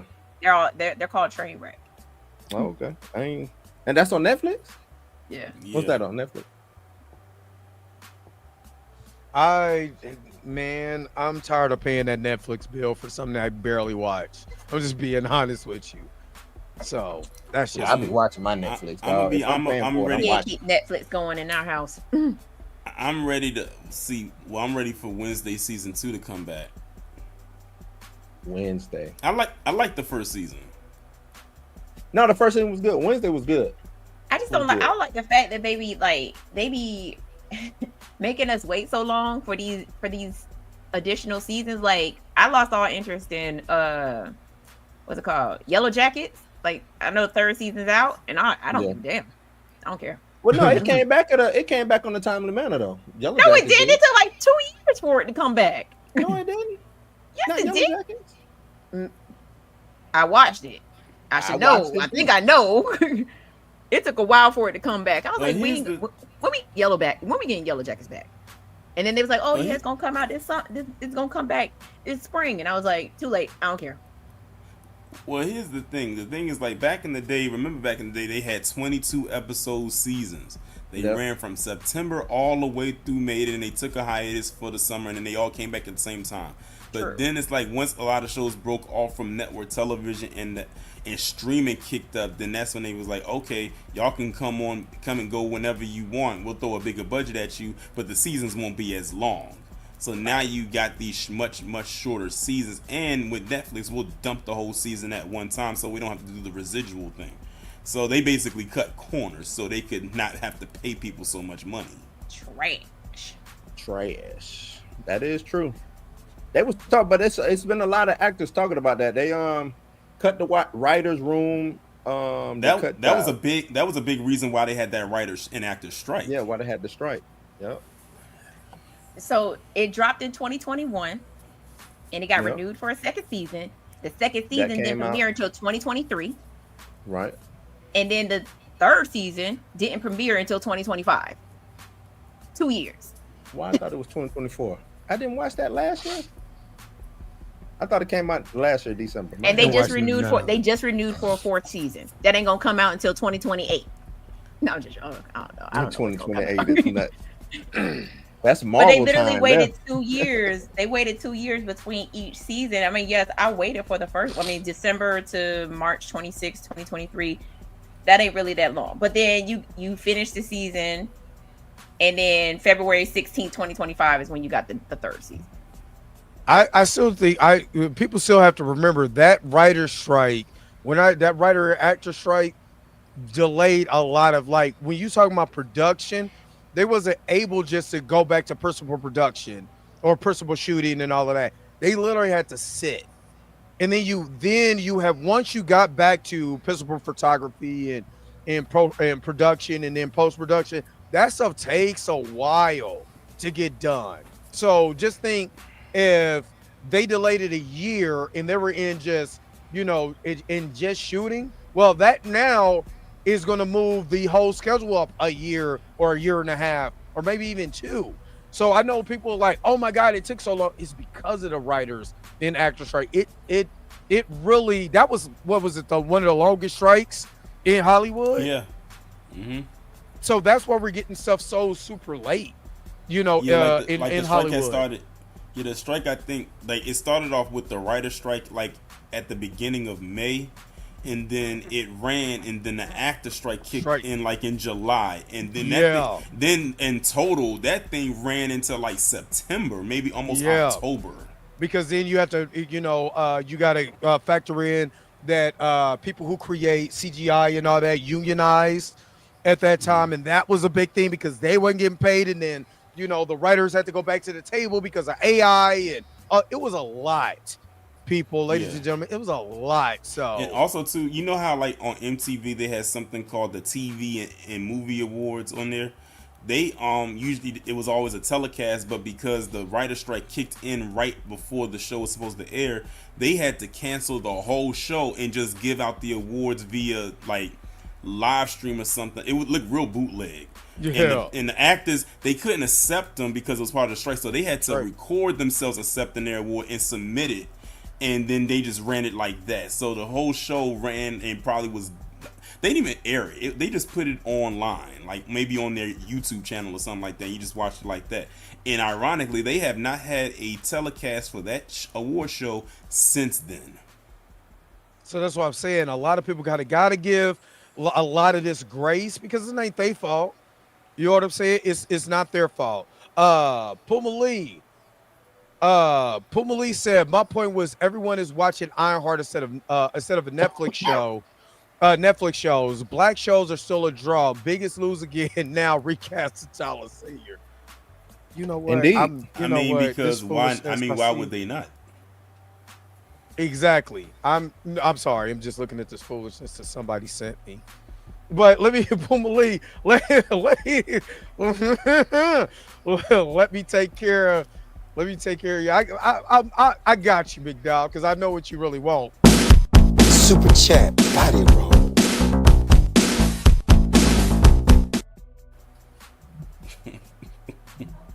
Out of all the body rolls, you know what? Nope. I say this every show. Out of all the body rolls you could have you chose one where the cameraman was zooming in on my man. You know what? Hey, I'm not the cameraman. I just it don't matter. It don't matter. You can change the clip. There's plenty of body roll footage. I don't want that one. I want that. I don't want those. I want your body, girl. I just want your body. I don't want that. Meanwhile, Michael and Jackie were off to the side, like, what the hell is Marlon doing? Facts. He's on that booger sugar again. Hey, listen. Hey, Dre, there's still time because even though they pushed back the Michael Jackson biopic, it's still a good chance they might put the body roll in there, and I think they're splitting the movie into 2 parts. It is. It's gonna be a 2-part movie. I sent the letter to add the body roll, so hopefully Yeah, so it's supposed to be a 2-part movie because it was literally about to be a 4-hour movie. I think that hurts it. I hate to say it. I think this pushback and cutting it in the 2 hurts it. I mean, we're talking about Michael Jackson. Got an expansive. I was gonna say, I know, but a lot. I don't know. We'll see. I mean, it's Mike. I think they're gonna address everything. The estate blessed off on it. Yeah. You know, Mike can do 2 billion, 3 billion, and I wouldn't even blink an eye that it does that. You know what I'm saying? Because that movie is gonna make so much money. Y'all thought American Dream was good. Look, This Is It made money because he passed. The world is going to watch this movie. Not just America, the world. They already did. I remember they did a soft rollout, I think, over in China before they announced that they were going to split it into 2 parts, and they said them people like showed up for that soft rollout. Like they was the only ones that got like a promo, so to speak, before even we got it over here, and the movie was made here. So this movie is going to do, because for many people this is probably going to be as close as they're going to get to a Michael Jackson as possible, because a lot of people weren't even born when Michael Jackson was in his heyday. I was gonna go to his concert and then he wanna die and shit. Like, well, then you ain't gotta say it like that. You gotta say it like that.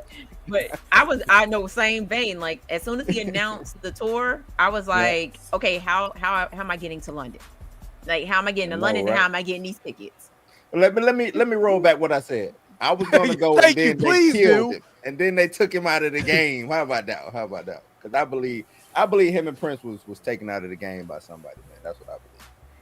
I mean, Prince took himself out of the game. I mean, well, you can kind of say that about Mike. They both was well, no, so but we already know what happened with Conrad Murray. That's what I'm saying. That's a different story. In Prince's case, he needed hip replacement surgery, but because he's a Jehovah's Witness, they don't believe in blood transfusions. He couldn't get the surgery. His hip was bad from falling out the stage from splitting. No, that pole. No, that pole did not take his hip out. That pole did not take his hip out. Do the splits on both sides. Yeah, Prince was not going to wear them heels. Right. Prince was not going to not wear those heels. Mm-hmm. Right. So Prince was a modern day rock star. He was a Jehovah's Witness, so he couldn't get the surgery. He declined to get surgery, so he was medicating. And which is Mike was a Jehovah's Witness too. Mike was, but he also was in chronic pain as well too, because he could have got surgery. I mean, he could have got surgery for his hips and stuff like that too. I'm pretty sure he needed hip replacement surgery at some point, but no blood transfusions. But I think with Mike though, he went from Jehovah's Witness to Muslim, and then I don't know towards the end of, because he stopped hanging with the fruits of Islam, so I don't know what he was after that. If he went back to being Jehovah's Witness, gang banging, ain't no telling. Well, hey, listen, it was it's public knowledge. Michael Jackson was cool with the Bloods and Crips. Yeah, he had them all up. He had them all up and through his videos and everything. He said, "I'm a realist." Michael Jackson was good in any hood. I mean, let's just be real with ourselves. It's Michael Jackson. In any hood. He beat up Tupac. Come on. Yeah, y'all better understand. Gary, Indiana was that. Hold up. Did we just have this conversation about him? We did about him beating up Tupac. I remember it was a video. I don't know if y'all saw the video. It was a video where it was after. I think it was after the trial in 2005. or something like that, and it was like a mob of people, and one of the people was trying to reach their hand into the window or something like that. Michael and Janet looked like they both wanted to jump out of that car and beat whoever that was, who was because their mother was right there. You know, they're gonna protect Katherine Jackson. They looked like they wanted to climb. They had to have security hold them back from jumping out the window. They didn't care how many people was there. I said, y'all bet not sleep on Michael and Janet. They may sound soft spoken, but they came from the gutter. They will put hands on you and dance up out of there. Yeah. But it's not, you know, Gary, Indiana. Hey, don't forget my little man Prince. Prince wasn't no joke either. You know what I'm saying? Listen, Prince will baptize you in the lake of Minnetonka. Don't play with purple. Prince was the fighter. They always fighters. I just think coming from that era. That era. Man, they had you know, he was short. What Mike? I think what Prince 5'4". Yeah, Prince is short. Yeah, Prince was like 5'4". 5'5". Yeah. Let's give him 5'7" with the heels on. With the heel. Because I listened to Morris Day talk about Prince. Prince was a little asshole. Prince did not play. You know what I'm saying? Hey, Dre, have you ever seen that video with Prince's shadiest moments? Yeah, it is hilarious. The way Prince he shades people. It was so funny. When he was talking about sampling, he was actually talking he was talking about P. Diddy. He had a meeting with P. Diddy like the day prior or something like that, because that's when I forgot who he was sitting on the couch talking to who was that? What late night show was that?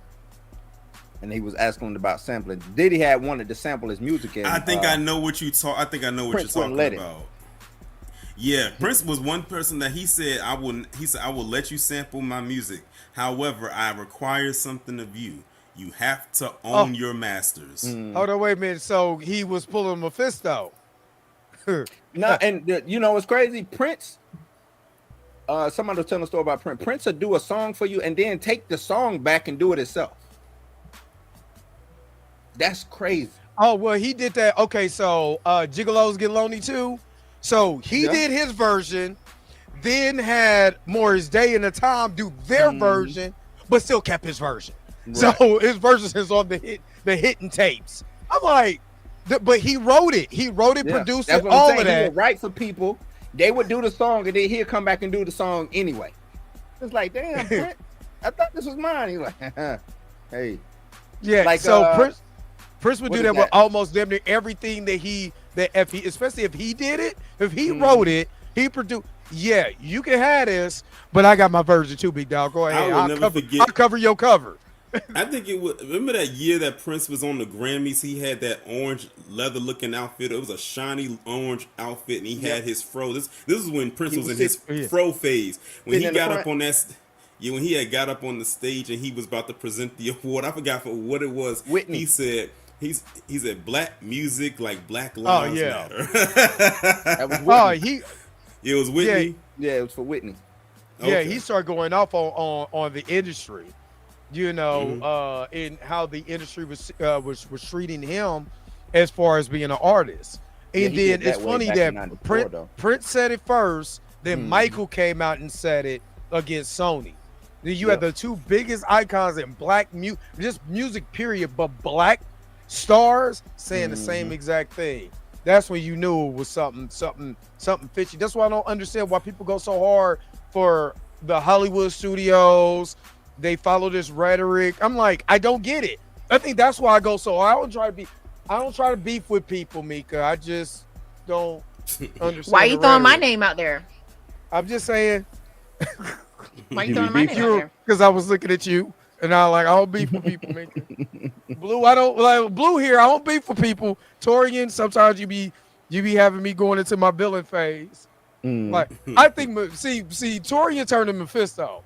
He be like, "Look, I got a reaction video for you, but I just need one thing." Listen, I'm just trying to keep the lights on at the Dre Max show. That's all that is. Trying to keep the lights on. What, Mika? He was like, I just require just a little thing from you. You ain't gonna notice. I was like, all right, cool. Here I am. Give me the hood. I like the hood. I don't care. I don't care. I like it. I like Joel Familiar, he was a fan of Bone Thugs. Tell you Prince really liked Bone Thugs. That's why he let them sample Change the World. It's an interview that Crazy Bone did, and he talks about that. That they were one group that could sample from Prince. Like Prince was wild with his musical stuff that he would allow. Even allowing QD3 to take what's your phone number for Pac. Mm-hmm. He had a couple of songs sampled.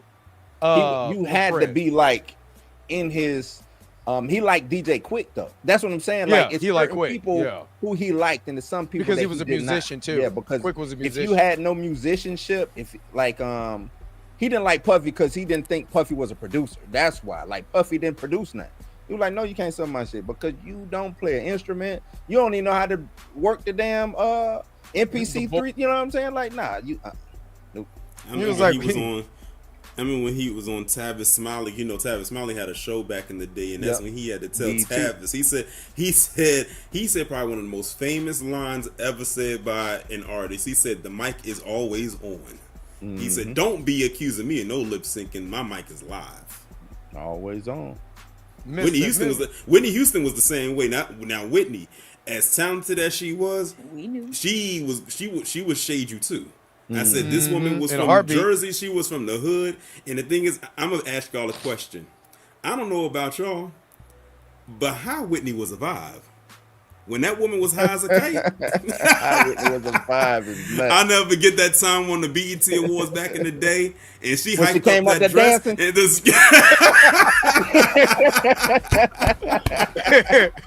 you know when it was high as a kite that night.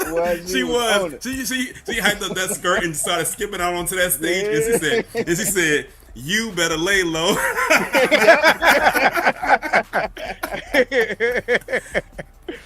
Oh, they gave I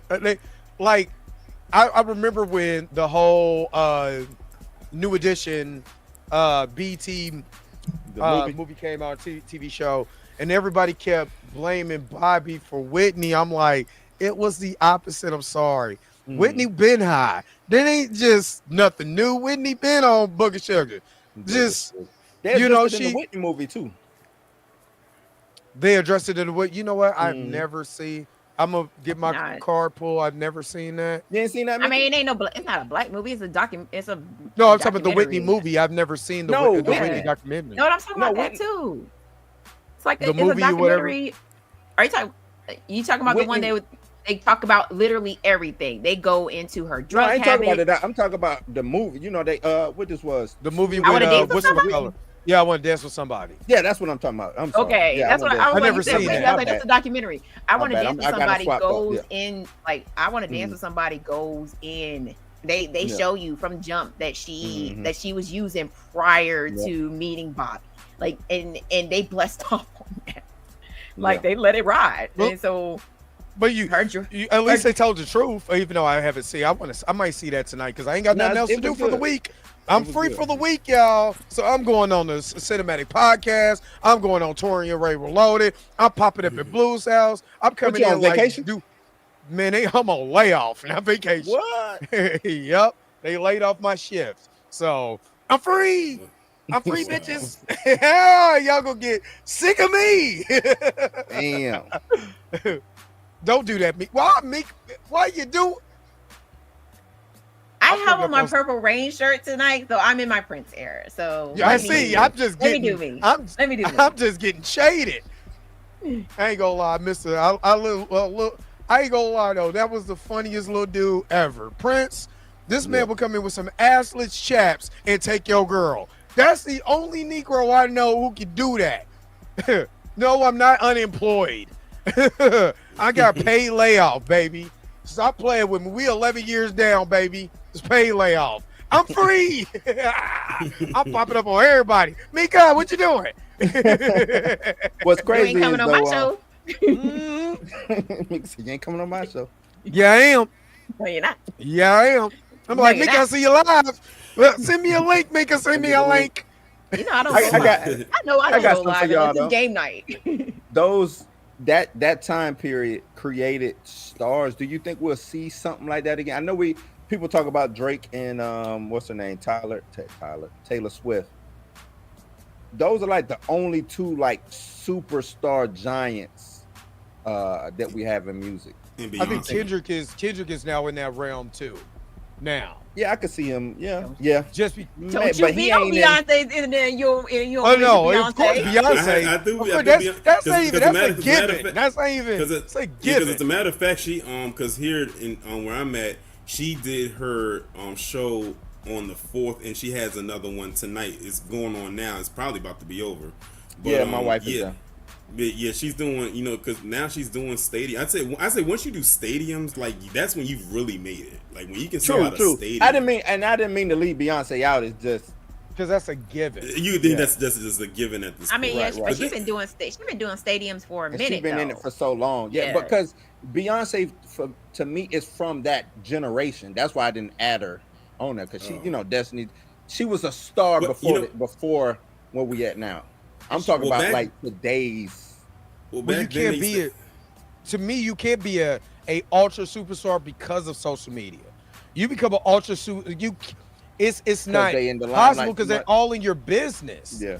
Like like anybody who is coming up right now, just trying to be a mega star like Beyonce, like Drake back before social media got to where it is now. The obnoxiousness of social media. You can't because you have to be accessible, and when you're accessible right now, you get picked away. You do one wrong thing, you can't even apologize, now because they're still going to bring it up. Chris Brown's a prime example of that. Chris Brown legitimately should be a mega star, but because he made some mistakes and stuff like that, people would never forgave him. So he's not the mega star that he should be. To me, in my eyes. What do you guys think? And also back in the day, they used to have something called artist development. Yeah. Like they actually had to go through, like they had to actually go through a process before they even sang one note into a microphone. Like they had to develop their artists. And also you got to think too, a lot of singers, they started in the church. Yeah. That's where a lot of major singers started at. You see, what's my girl who was just on tour, who's on tour with Kendrick? SZA. She is a product of A&R. Well, that whole camp over there is a product of A&R. TDE don't do nothing. If you're not ready, you ain't ready. You ain't getting the album. You know what I'm saying? Sometimes they get mad, but hey, if you ain't ready, you're not ready. Right. I think A&R and artist development needs to make a big comeback because, like what Xavier just said, you don't have any media training. You don't have like nothing. We just give, and it's because these companies want ready-made, you know what I'm saying? They want you to already have a single ready to go. They want you to already have an album ready to go, or they looking at your likes and your following on YouTube, or wherever you at, and that's how they bring you in. And it's like they think it's a waste of money to put you through the gauntlet to see if you really got it. You know what I'm saying? Yeah. Which is crazy. So it's hard. It was hard to become a star back then, but to me, it's easy to get on, but it's harder to stay now. You see what I'm saying? Because it's like a machine, like they're pumping so many people out at one time. At least back then, it's like you had someone right here, we can give you a certain amount of staying power and then see where you can go after a few years. Now it's like a revolving door. It's like not enough time for people to really be seen because everyone's popping up from everywhere all at one time. And like you said, a lot of people are coming up off of social media where it's so many people all at one time. So it's like it almost to the thing where now people are having to develop their own level of fame depending on if they can market themselves. Back then you had to have a team behind you. Nowadays people can do it themselves and then the team might come later. Yeah. We live in a microwave society now. So it's like you'll be hot. You'll be hot for a little bit, but then you'll be quickly replaced by somebody else. I mean, and I will use Sexy Red as an example because she was hot. She was hot, right? She was really hot, and then slowly but surely, we watched her fade away. We watched Glorilla take her spot, and we watched Glorilla take her spot. Right. But that's the Kim Foxy Brown situation to me. That's how I looked at it. And in today's era, you know, we got Kim and Foxy Brown at the same time, and they each had, you know, had the they had their opportunity to lane, rock. yeah, right. And but they're not. Foxy and Glorilla and Sexy kind of do the same thing. Glorilla got way more range than Sexy does, and I think that's what really hurts.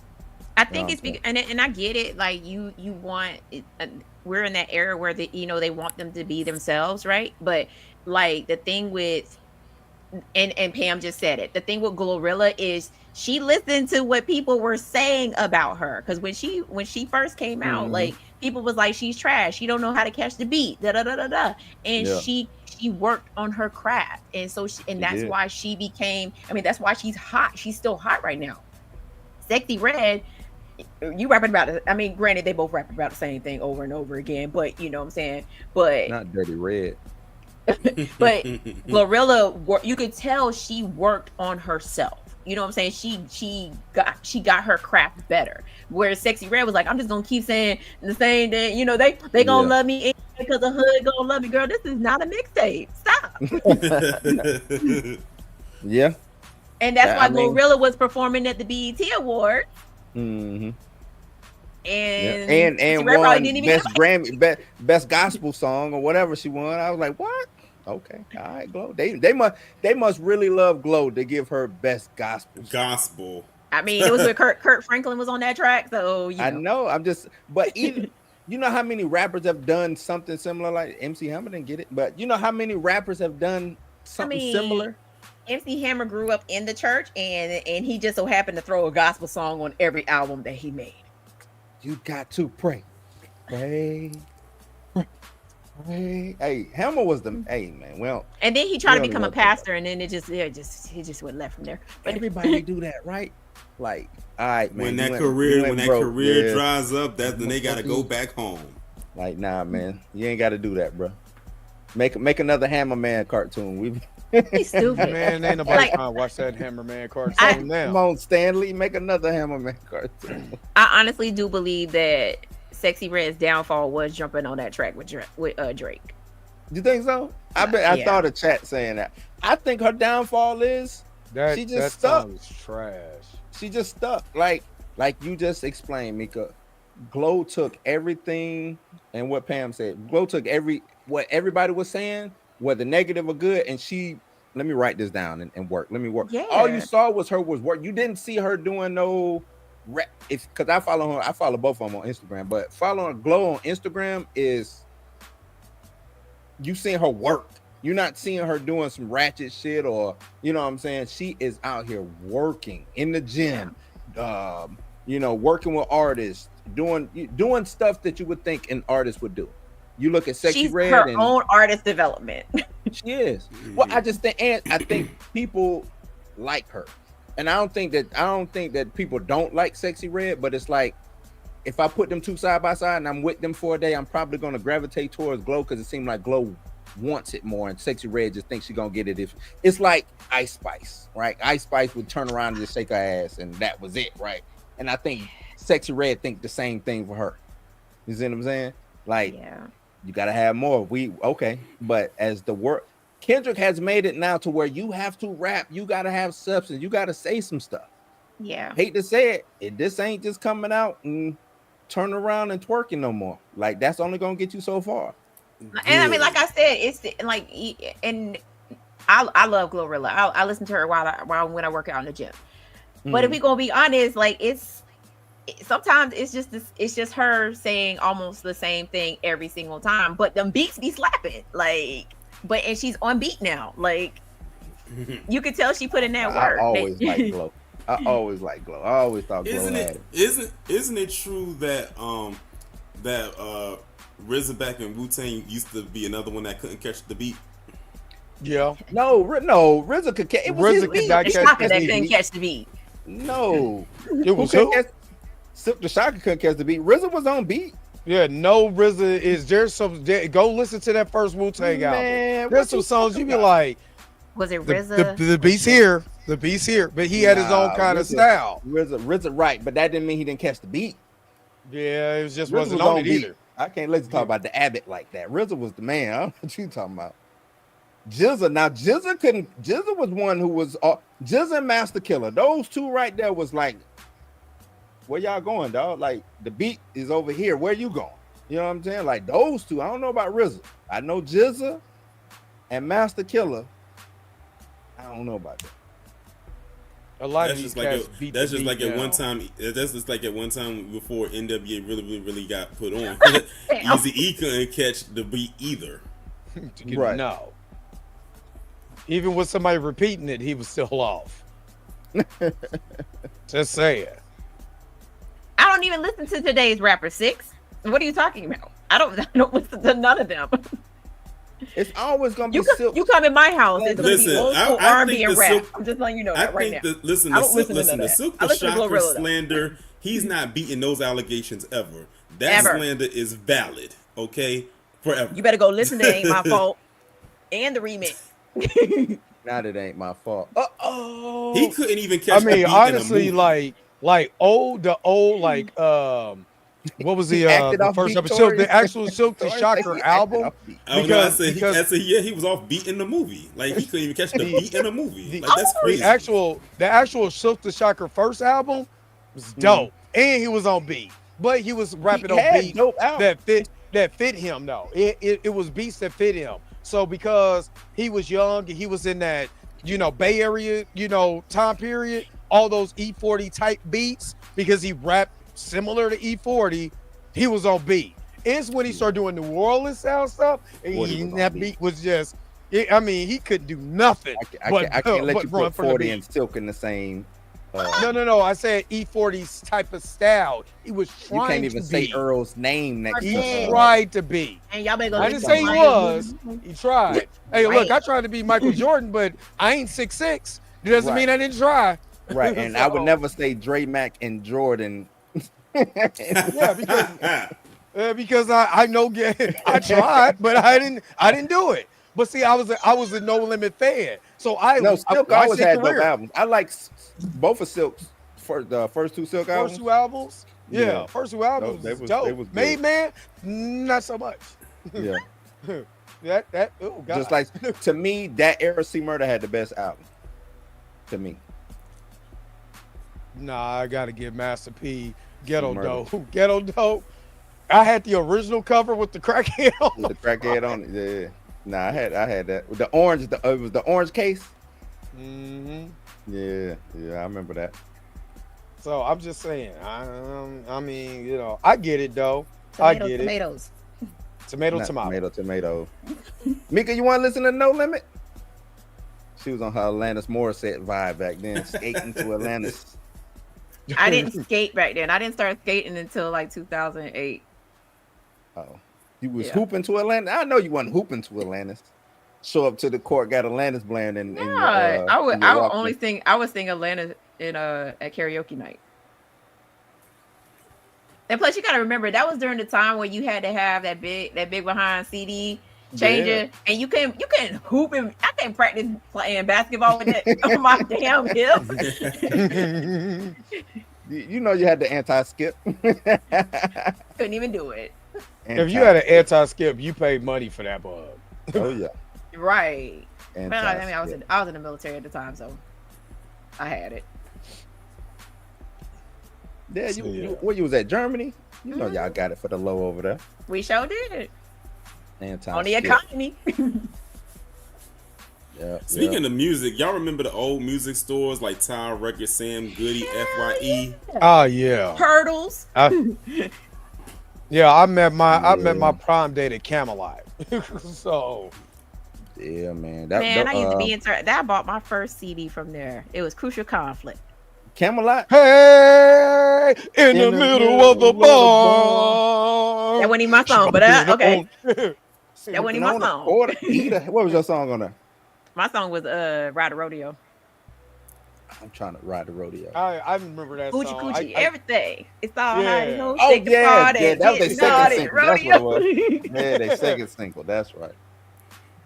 Yeah, I think. And then That I was like the a dope Hey CD, though. remix. I like the Hey remix more than the original. Damn, Mika, you done took it back. It's in my head now. I'm going through the whole disc now. I remember that disc was fire. That was a good. What was the oh dang, I can't think of it now. Desperado. Can't help it. I just can't let it. Right. Want it dead or alive. Dead or alive. That was But somehow Super Shocker was bad. Oh no, it was bad. No, Crucial Conflict, because Crucial man. Conflict they did their rapping style was based off. Some of them Chicago. were based off how they were Chicago, so they. Yeah. I mean, that was my Chicago first fast time rap. getting introduced to Chicago rap, and I was just like, bruh. So not Twister? Crucial Conflict? Crucial Conflict was my Conflict was well, my for me, introduction it'll be to the Brat. Chicago It'll be rap. the Brat. Then It'll be the Crucial Brat, then Poe Pimp. Because when Poe Pimp came out, you know what I'm saying? The Crucial feature Conflict was Twister already out. Was he already out before Poe Pimp came out? Before Do or Die was out. Yep. Oh yeah, Do or Die. Yeah, because that was a year Crucial before. Conflict. It was a year before. Mm-hmm. But Poe Pimp, as soon as I heard Twister, I was like, I gotta find out who this dude is and let me get that tape. let me get that tape. Yeah, the final tick came out in 1996 or 95. Sorry, 95.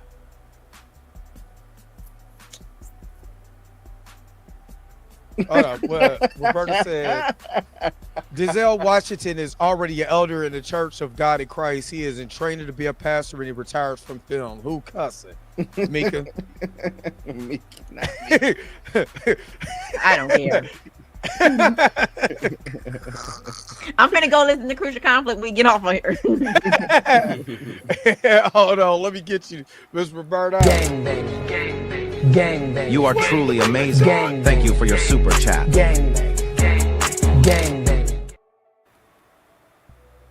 Yeah, I know Tongue Twister. I know he had been out for a while. I'm just saying, as far as to the masses, I'm not from that area. You got to think back then, everything was regional. It was area based. It was regional. Yeah, everything was regional. So yeah. Because I was, we got. I was living in Florida, and that was my first experience listening to I was in Georgia Chicago rapper. Like I got my introduction to like Bone Thugs and Harmony by watching BET, and I was like, oh, and then I realized they were from up north, Cleveland. and I was like, Yeah. I was like, okay. See, I got introduced to Twister before that when he was Tongue Twister, because we had Tech Nine up here in Kansas City. So we had Tech Nine and another cat named Lejo, RIP to Lejo. But Lejo was a fast rapper too. So it was almost like they start to say like fast rapping was a Midwest thing. Yeah. You know what I mean? So yeah. Because I remember Bone had put out their first little demo started floating around right when their album came out. Family. Not the Dayton Family. That's old. They were on. They were on Master P's. Was it Down South Hustlers? Yeah, I think they were on Down South Hustlers, or was they on West Coast Bad Boys? One of those. But yeah, I want to say it was Down South Hustlers. Yeah, Dayton Family was signed to Ruthless Records, if I remember. And then out where I'm at, in the DMV area, that's where Go-Go was popping. Still is. Yeah, Go-Go. Y'all was doing the butt and all types of stuff like that. Yeah. hey, when Will Mill said you got grown man doing the butt, pack you on up, son. Pack you on up. I don't like music. I think Tech Nine did blow though. Tech Nine is one of the most successful independent artists of all time. I think Tech Nine is doing exactly what he needs to do. Yeah. And I still remember Tech, because my cousins also rap back in the day, like in a little, at the park rapping. You know what I'm saying? Back in the day, you know what I mean? But yeah, Tech been around since people don't know, he's been around forever. Yeah, rapping. So yeah. I don't know why I just had like a reminisce thing, like of what we talking about, like back in the day. Remember how today's 4D back then 240p was the best camera quality. That was like the highest camera quality you can get. It was all choppy, but hey, it still got the point across. It really, that's kind of all that mattered for real. Did you get the point across? Or did you have that weird green screen where people be moving in and doing this? I still remember rappers, when you rap, you kind of had your The rapper hand. especially if you had a ball head. You had You the had to ball fade head. back. Ball head rappers kicking stuff, man. Sit down. You being aggressive. That was it. What you know about Ghetto Mafia? Straight from the deck. Straight from the deck. Came up, went down. What you know about Ghetto Mafia 60 True? What you know, man? Them boys never made it out of Decatur. Never. Never. Now I kind of do miss the 90s though, because if you had some green screen, man, you was floating across the screen like, oh yeah. But that's what they were just trying anything with video. They was doing anything with video, just trying. Especially if you didn't have like that big budget to get what's my man who did Belly? Who was doing all the videos, all the rap videos Hype Williams. Hype Williams, You yeah. didn't have the Hype Williams. Man, you was floating across the screen. Floating across the You, listen, hey, that's how you knew you made it. If you had that green screen back in the day, that's how you knew you made it. Right. Now, just watching them old videos, that's the first thing I see is a rapper gonna float across the. There you go. But you know what? And going back to in my opinion, the greatest entertainer to ever live, Michael Jackson. Well, another reason why I'm glad that we had, we're able to experience him, even if it was only for 50 years. Mm-hmm. He made other artists step their video quality all the way up. Oh yeah. I mean, all the way up. No, he made you step your video because there wouldn't be no video. Like Mike redefined what it was to be on MTV. Like you couldn't come half stepping no more. You know what I'm saying? I mean, think about it. This is the first time that man stepped on MTV. He's stepping on plates that light up. The ground was lighting up. That's still one of the greatest videos I ever saw as a kid because I thought that was real. I legitimately thought it was real. So I would go to the mall where with my family or whatever, try to step, like if I step on this, it's gonna light up. Yeah. You was highly disappointed. Man, I was 5. I didn't know no better. You humming and everything. He was like, maybe this towel don't work. Let me try this towel over here. This one don't work. Let me go try this one over here. Remember when Big came out and he had the piano that man, I wanted to play on that so bad. Like that's when movies. I thought certain things was real in movies. Then when I was he was up in New York, when he came out with the "Leave Me Alone" video, I wanted to ride in the little plane thing that with the he was riding in. Yeah. Now what was the he did with the rabbit? What was that? Was that Smooth? Speed Demon. Speed Demon. Yeah. Yeah, man. That was my video. There, Speed. Pull up a boy and get your ticket right. Still one of the greatest songs ever. I don't care what nobody say. Oh man, Mike wasn't no joke, boy. No joke. And I keep telling people, y'all better watch the end of that black and white video when he did that dance. That was ASMR right there. And watch the messaging on what he was breaking. Mike might have been on Booger Sugar doing that though. I don't know, man. We ain't gonna put that on him. Why you put that on? Why do you think his nose had to come off so many times, man? Because of all the surgery. You about to get booted off this panel, and it's not even exactly. He didn't have any surgeries. He said he only had 2. That's it. I'm one of he the did in Mike this book. fans. He only said, I think didn't they say that his nose was decaying because of the surgery? Because there was not enough cartilage. And in Michael's book, Moonwalker, he mentioned that he had surgery twice. The first time was after the Pepsi commercial, and then the second time was right before Bad Drop. And he also said that he went and had he also said he went and got the cleft in his chin as well too. So those are the only ones he's admitted to. I wonder how they do that. Do they put like a piece of thread and just tighten it up, and it just like how do? I'm sure you can go online and see how to get that done. That's the only. Those are the only surgeries that he did admit that he got his nose done, and he admitted to putting the cleft in his chin. That's it. So. Nah, his nose changed too many times over. Mike lying somewhere. He lying. Hey, that you got to remember, Moonwalker also came out way before he passed. It came out early after he actually. I think it came out around the bad time. So if we had a chance to rewrite this book, if he had a chance to rewrite his book, he probably would have confessed to more. But at that time, that's what he confessed to. The full Smooth Criminal film. I'm not just talking about the video itself, but the film when he turned into the car. Then he turned into the robot. Which is based on a real car. And he turned into a robot. Yeah, that was the concept vehicle for. Who was that? Was it a I forgot what the name of the company is, but they're selling the toy. I almost bought it, but they're selling the toy version of that at Walmart now. It's a Hot Wheel, but I can't think of the name of the actual car itself. But it was a concept car. Mike said, "Let me get that Toxic Avenger Skeletor nose." I remember that he had that documentary back in the day. I think it was called Living with Michael Jackson. Then he went to Vegas and he went to that store and just started pointing the stuff to put a price tag, like a little tag on, and say, "I'm buying that." Is that when he was with Oprah? No, he was with the he's with the film, the other. Yeah, he's with somebody Hassan else. Something, Middle Eastern guy. Because I remember when he did, he went in there and the dude was astonished that he was just like, "Let me just."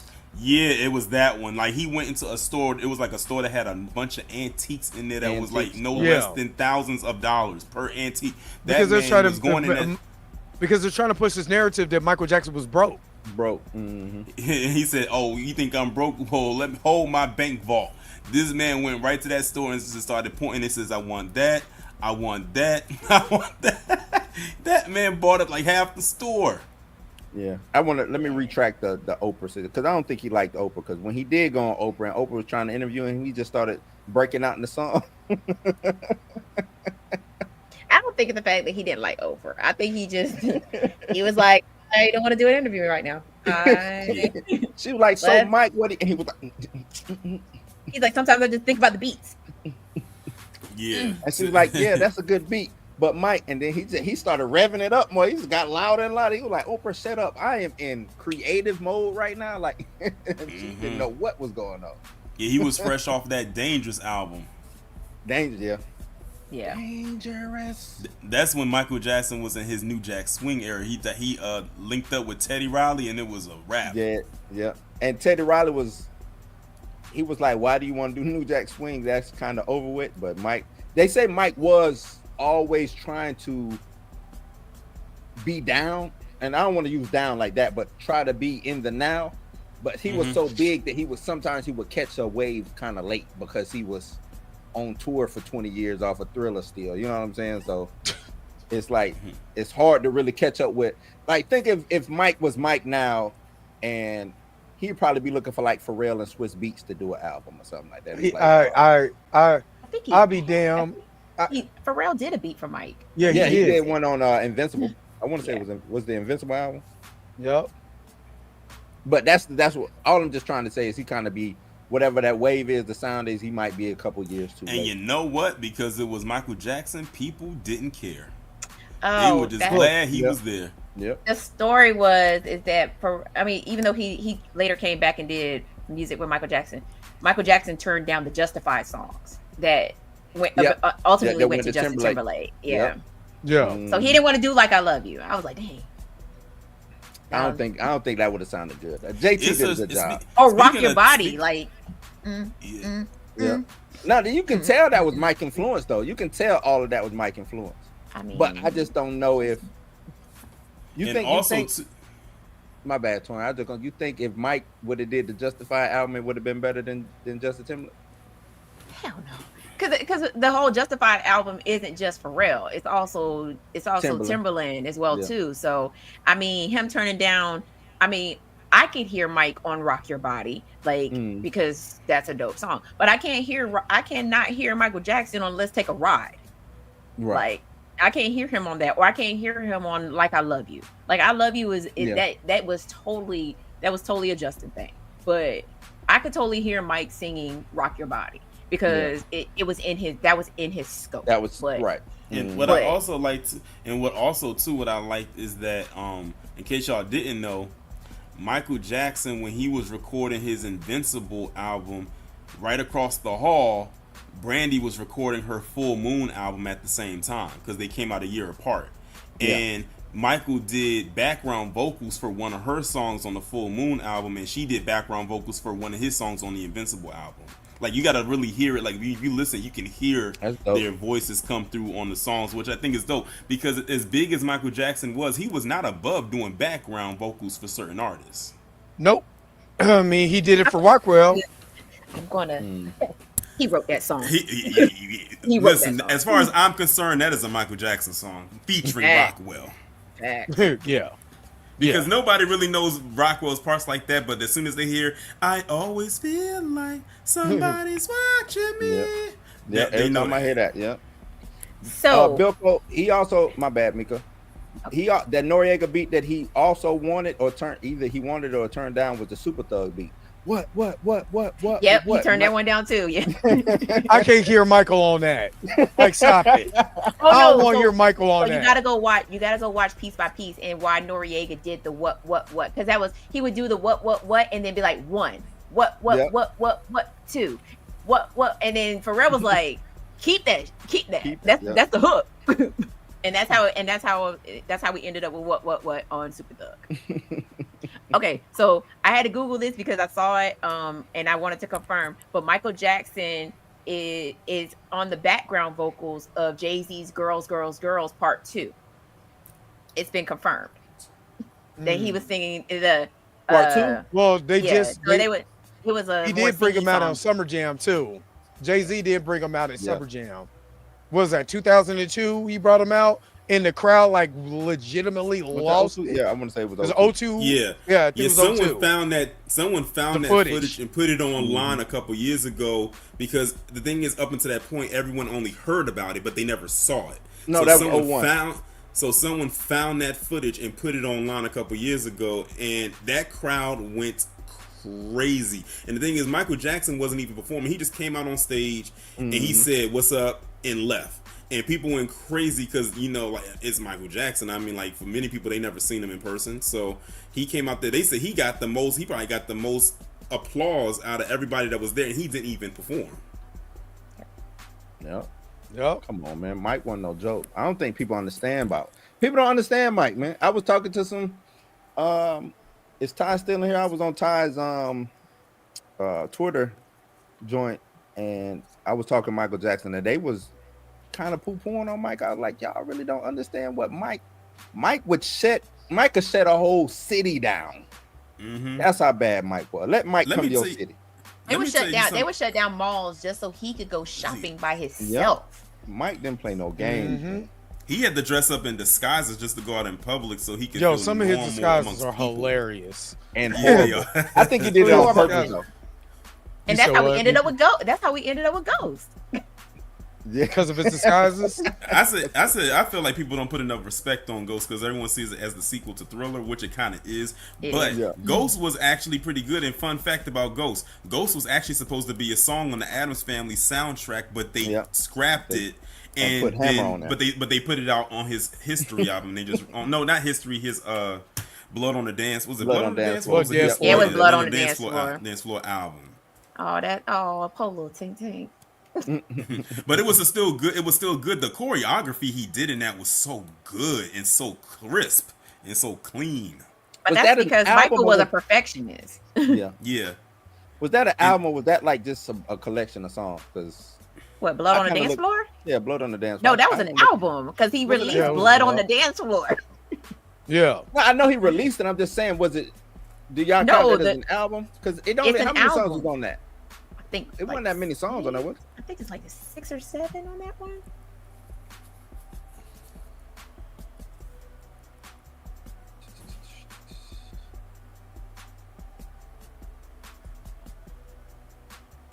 It ain't even coming up for me.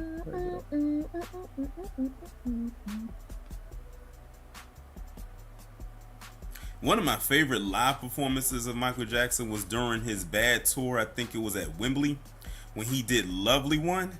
When I tell you the amount of energy that man had to dance throughout that whole song, and him and his dancers had a lot of energy to move from the time that song began to the time that song ended. I'm like, if they had Apple Watches back in the day, they would have closed all their rings within the first 5 minutes of them dancing. It was an EP, but it had a whole bunch of remixes on there. Yeah, it was Blood on the Dance Floor, History in the Mix. That's what it was. That's what it officially was called. But yeah, that's how we got History and we got Ghost. Yeah, and Blood on the Dance Floor. If Goku needed a spirit bomb, he could have got it out of those people's energy.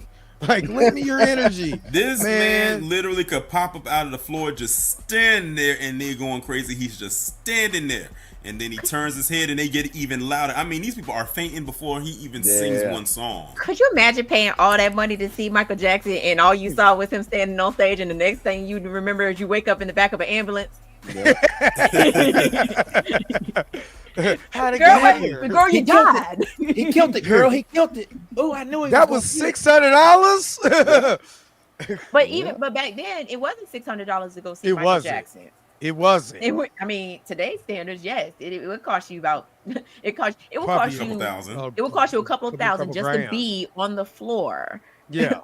Where you to get smushed. I wouldn't even want to be it. Fuck no, I'm not. No.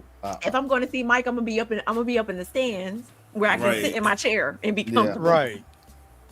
No. Well, let's be real, Mika. Exactly. I was going to say you wouldn't be sitting, you would be standing. At least you had the option to sit. But down there, they can't sit. Like, and he was saying that he said the people didn't want chairs. He said it was like festival style viewing, like much like they do Coachella, because they don't have chairs. Man, so they would have been picking them chairs up, hitting each other. When Mike threw the hat, come on, you know how many people died over that hat? When he threw that hat, them people was fighting for that hat. Man, listen, I've seen videos where like they opened up the gates and people are sprinting to get to the front. And then you get to the front, and then you pass out, and you done wasted all your money to go see Michael Jackson, and you only saw him stand on stage for 10 seconds because you died. Because even at the Super Bowl, were you talking about? He just stood there for 5 minutes. Yeah. They went crazy. He said, "Woof," and it even went even louder. I know the people.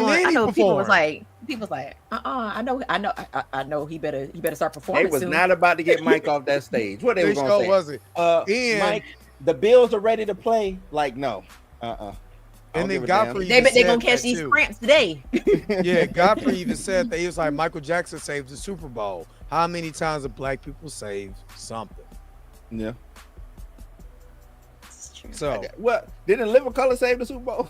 In Living Color saved the Super Bowl. Well, in Living Color made the NFL wake up because they said y'all Super Bowl halftime shows is trash, so we gonna throw a wrench in there. They stole all their ratings for the halftime and said, "Oh nah, we ain't about to have a repeat next year." So, Michael, we know you on tour right now, but we are in a crisis.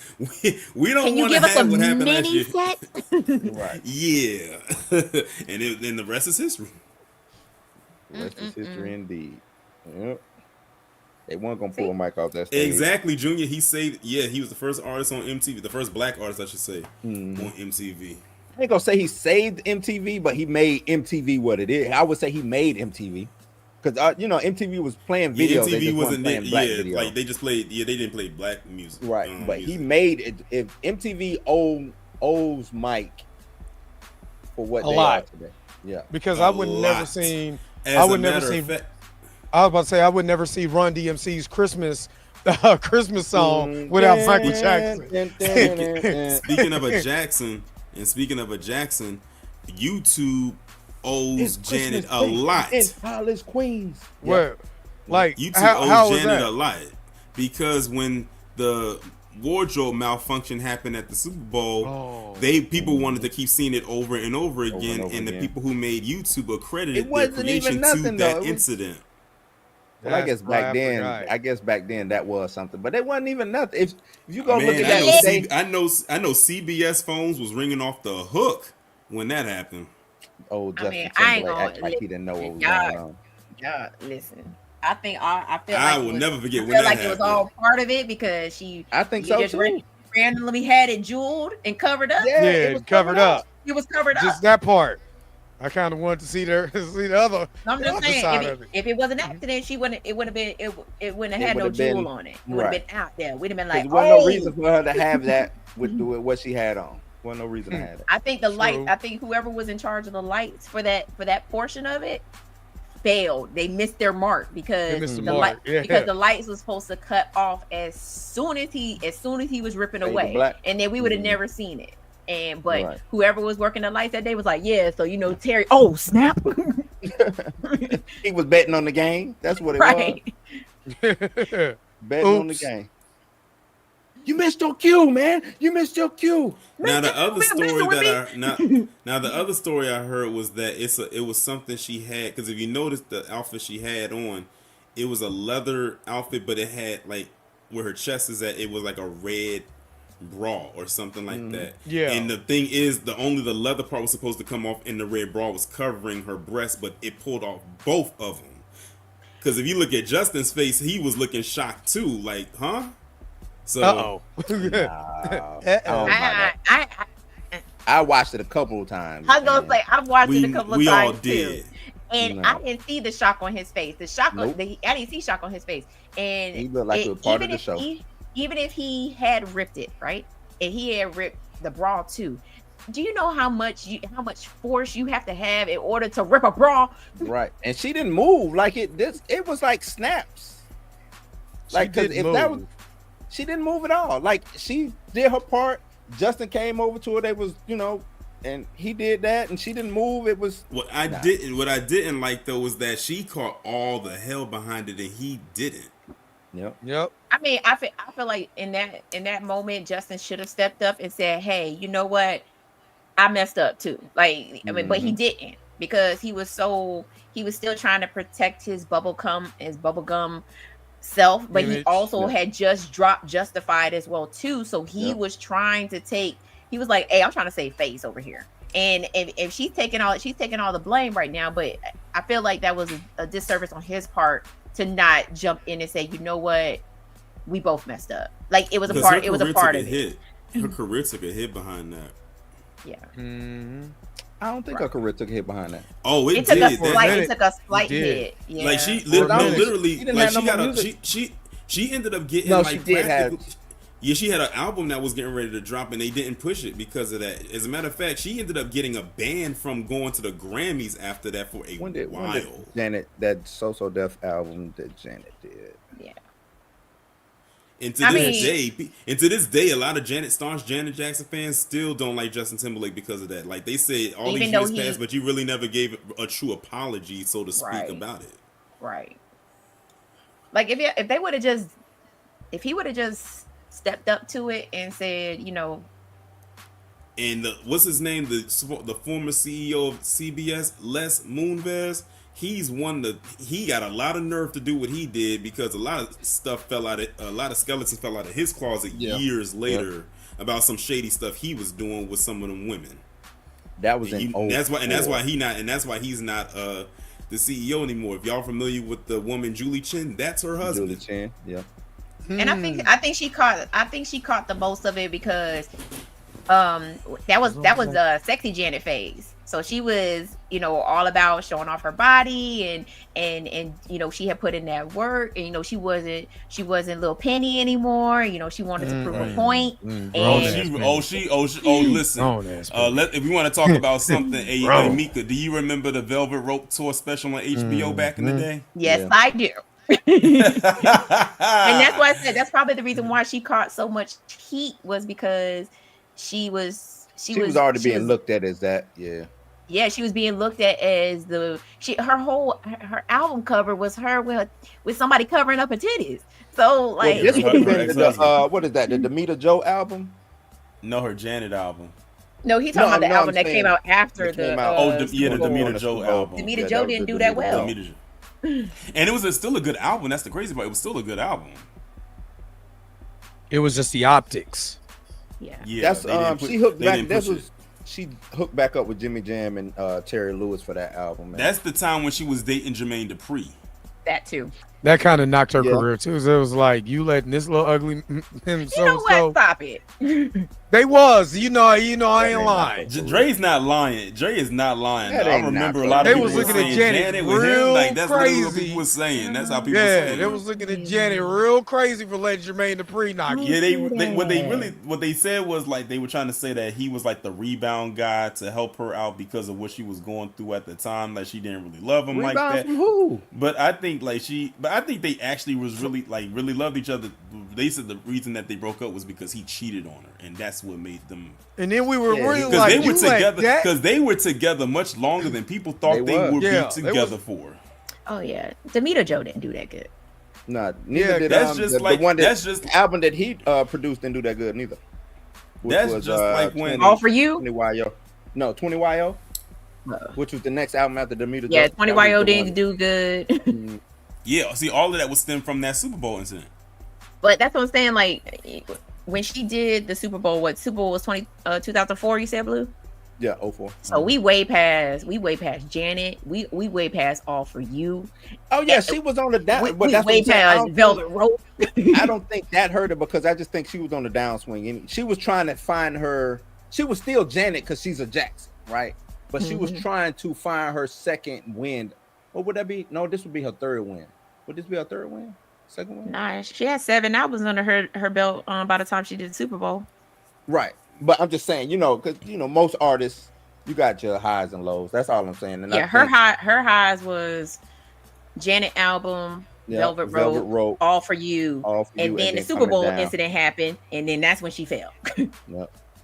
Well, let's not discount her Control and Rhythm Nation album too. Oh no, that's that to me. That was Janet her on the upswing. That was her on the upswing. Yeah.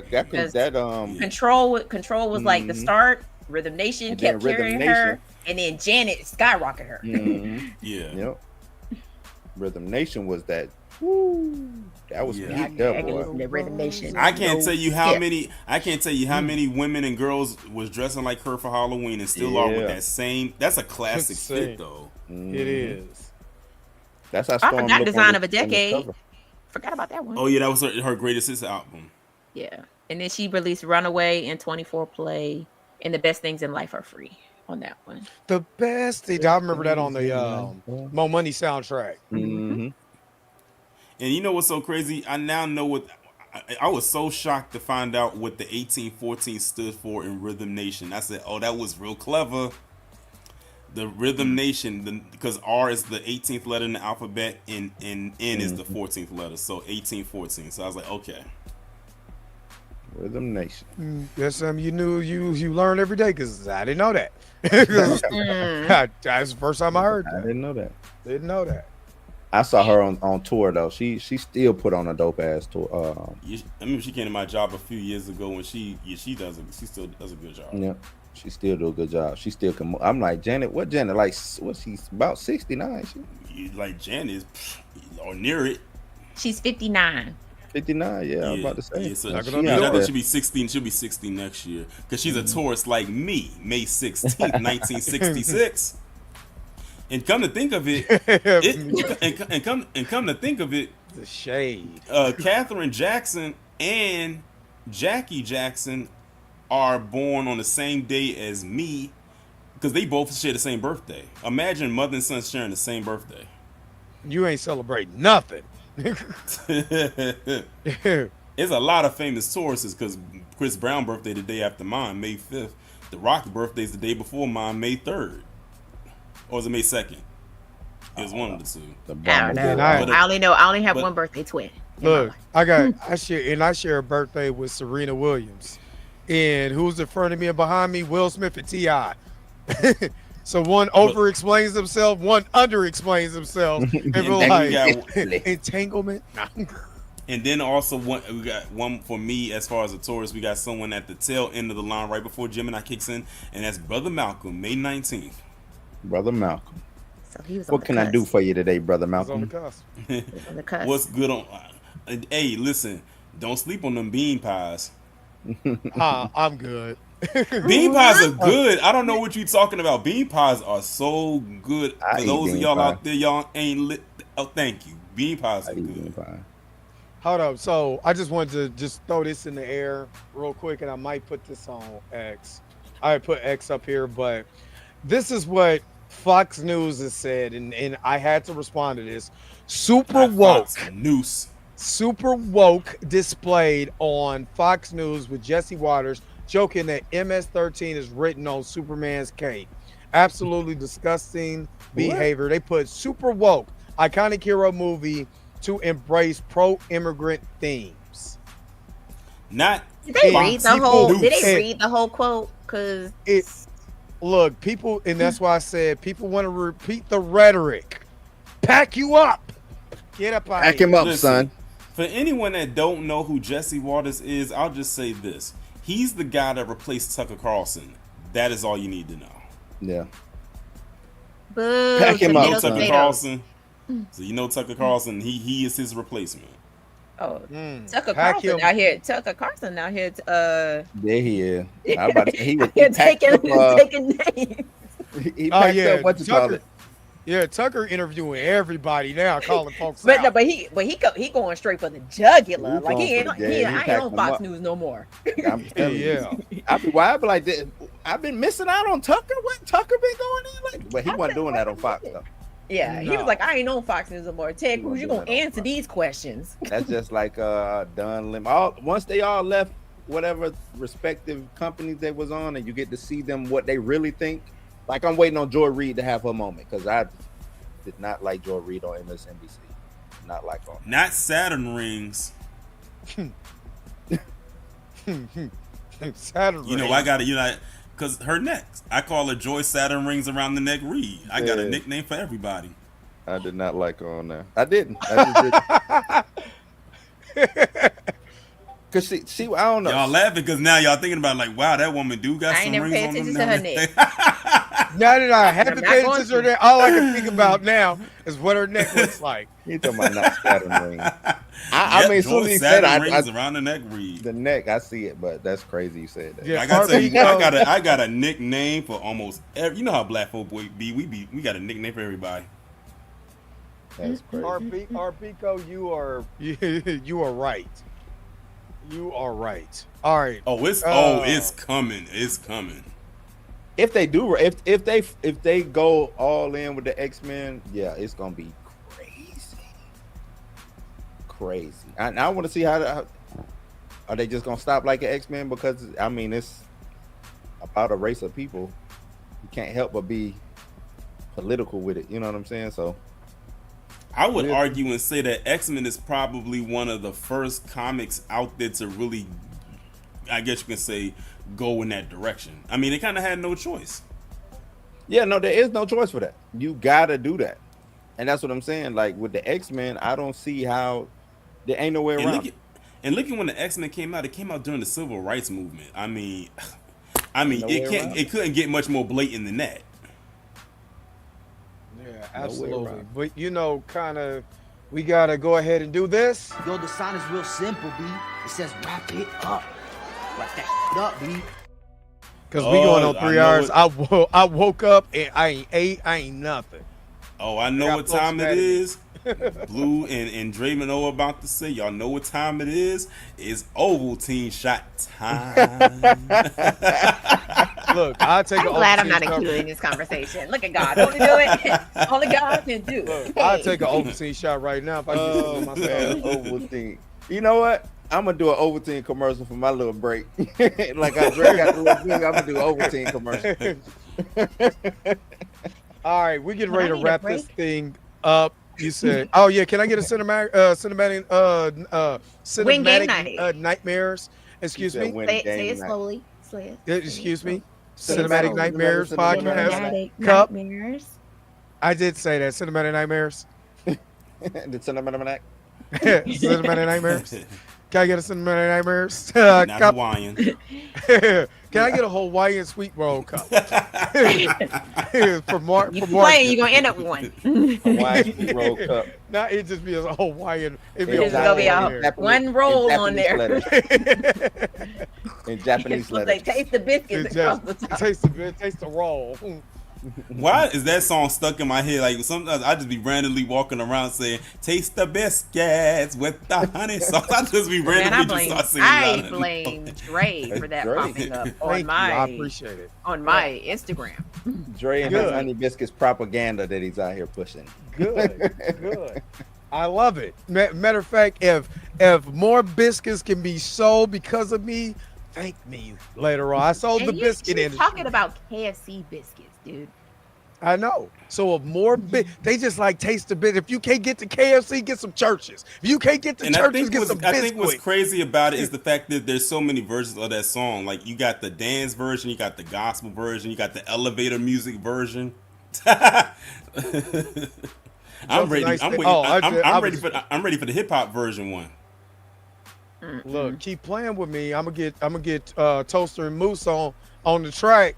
You know what I'm saying? Hey, let's do this real quick. You know what I'm saying? What? Take some biscuits, down. What? All right, I'm getting sleepy. It's been another episode of the Blurred AF Experience. Thank you so very much for tuning in. Y'all remember the cartoon about the toaster? I know we're leaving, man, but I don't know why this is. Or the movie about the little toaster that could. Yeah, the little toaster. Y'all remember that? I don't know why that just came to my head, man. Let's leave, because maybe it's that time, man. My bad. It's that time. All right, y'all. Thank you so very much for tuning in to another episode. Matter of fact, what do you guys got next so we can wrap this up? Started with Mika. Damn, why gotta start with me? Just doing something on the toaster that could as the horror movie. Yeah. It is not a horror movie. It makes you cry. I got an episode dropping tomorrow. We talk Megan 2.0. Yeah, I'm a full advocate for that movie. I'll be also recording a video for next week, and then I'm gonna be on vacation because bye. And you coming to Fly Socks and Tees? I want to be a Fly Socks and Tees. Yep, going on vacation. So top 5 will be dropping this Sunday, and then you will not get one the following Sunday because I will be on vacation. I will be on somebody's beach drinking a Mai Tai. Top 5 this week is going to be, what did I say? I can't remember. Just look out for the YouTube short. I did enjoy the last top 5 that you did with the anthology series. And how did I know Tales from the Hood was going to be number 1? I was sitting there literally listening to you get to 2, and I was like, I know Tales from the Hood better be in there. I don't know how she going to slip it in. And she said, I was like, yes. Because I'm black, y'all. I'm bliggity bliggity black. I mean, there's plenty of anthology movies that could have made it, but Tales from the Hood is always. Yeah, because I didn't know what a wraparound was until Mika G mentioned that. I was like, a wraparound? I never heard of that term in film before. Yeah, a wraparound story is the story that wraps around the whole anthology. But a lot of anthology movies nowadays don't use wraparounds. They just embed it within each other, like A Christmas Horror Story and Trick or Treat. No. Yeah, I think that's it. Oh, and Game Night. August. When's game night again? August the 9th is going to be Camp Scissorhands. And it's going to be counted. Like Bow Chicken Wow Wow. Nah. I'm an ambassador for Ambi Scissorhands. So I know, for the summer, she's doing Camp Scissorhands. So it's going to be camp counselors versus campers in a Family Feud type game. Oh, come on down. Okay. And I should be available for this so I can win my cinematic nightmare cup. Cinematic nightmares. Cinematic night. So trash. No. I got blues. That's why you can't come on the shoot. Cinematic nightmares. I got blues news. Whatever's gonna be in the news that day or whenever, and I gotta do my Jurassic Park review video that'll be dropping. So that's what I got coming up. Torian, what you got? A lot, but I'll be tomorrow. I'll be talking about this 22-year-old white DEI hire. He ended up getting a job for the Department of Homeland Security in their terrorism division, and his background is in gardening and something else. I'll also be talking about the south of the Bordarian and how they still upset because they can't say the N-word. And I will be going to see Superman tomorrow as well. And I'll have the review up for that on Thursday. South of the Bordarian. Oh yes, I told you I got a nickname for everybody in it. And for certain people, certain groups too, and that's my nickname for them, the South of the Bordarian. That is hilarious. South of the Bordarian. And then tomorrow, I think I'm gonna talk about the casting of Street Fighter. I'm trying to. That is the weirdest. Ain't that the weirdest? The weirdest cast I've ever. It's like they don't want it to win. They do not. Or they want to remake 1994's version. But I'm either going to talk about that, or I'm going to talk about good. Ain't got good. Yeah. Either I'm talking about the only casting I can see that they got right is the actress that they cast for Chun-Li. Outside of that, I don't see it much. I don't mind 50 as Balrog. I don't mind 50 as Balrog. Everything else is weird to me. Well, no. Also, I don't mind the dude who's playing Ryu. Who was that? What was he from? That's the guy from Warrior, right? I want to say that's the guy from Warrior. Yeah, it's the guy from Warrior. Everybody else, I'm like, what in the world? Andrew Schultz? Really? Oh, I'm already. See, you shouldn't have told me that. Now I don't want to see it. I can't stand Andrew Schultz. Why? Yeah, I don't know. But I'm either going to talk about that, or I'm going to do something leading up to Superman. So I'm trying to figure it out. But, just stay tuned. And now that I can't go nowhere, I might be doing some videos. So I'm sorry. The top 5 will be horror movies that traumatize a generation. Oh, Exorcist got to be on that list. Oh, hold on, wait a minute. I just thought about this. Curse of the Ironheart, I think, was the end of Phase 5.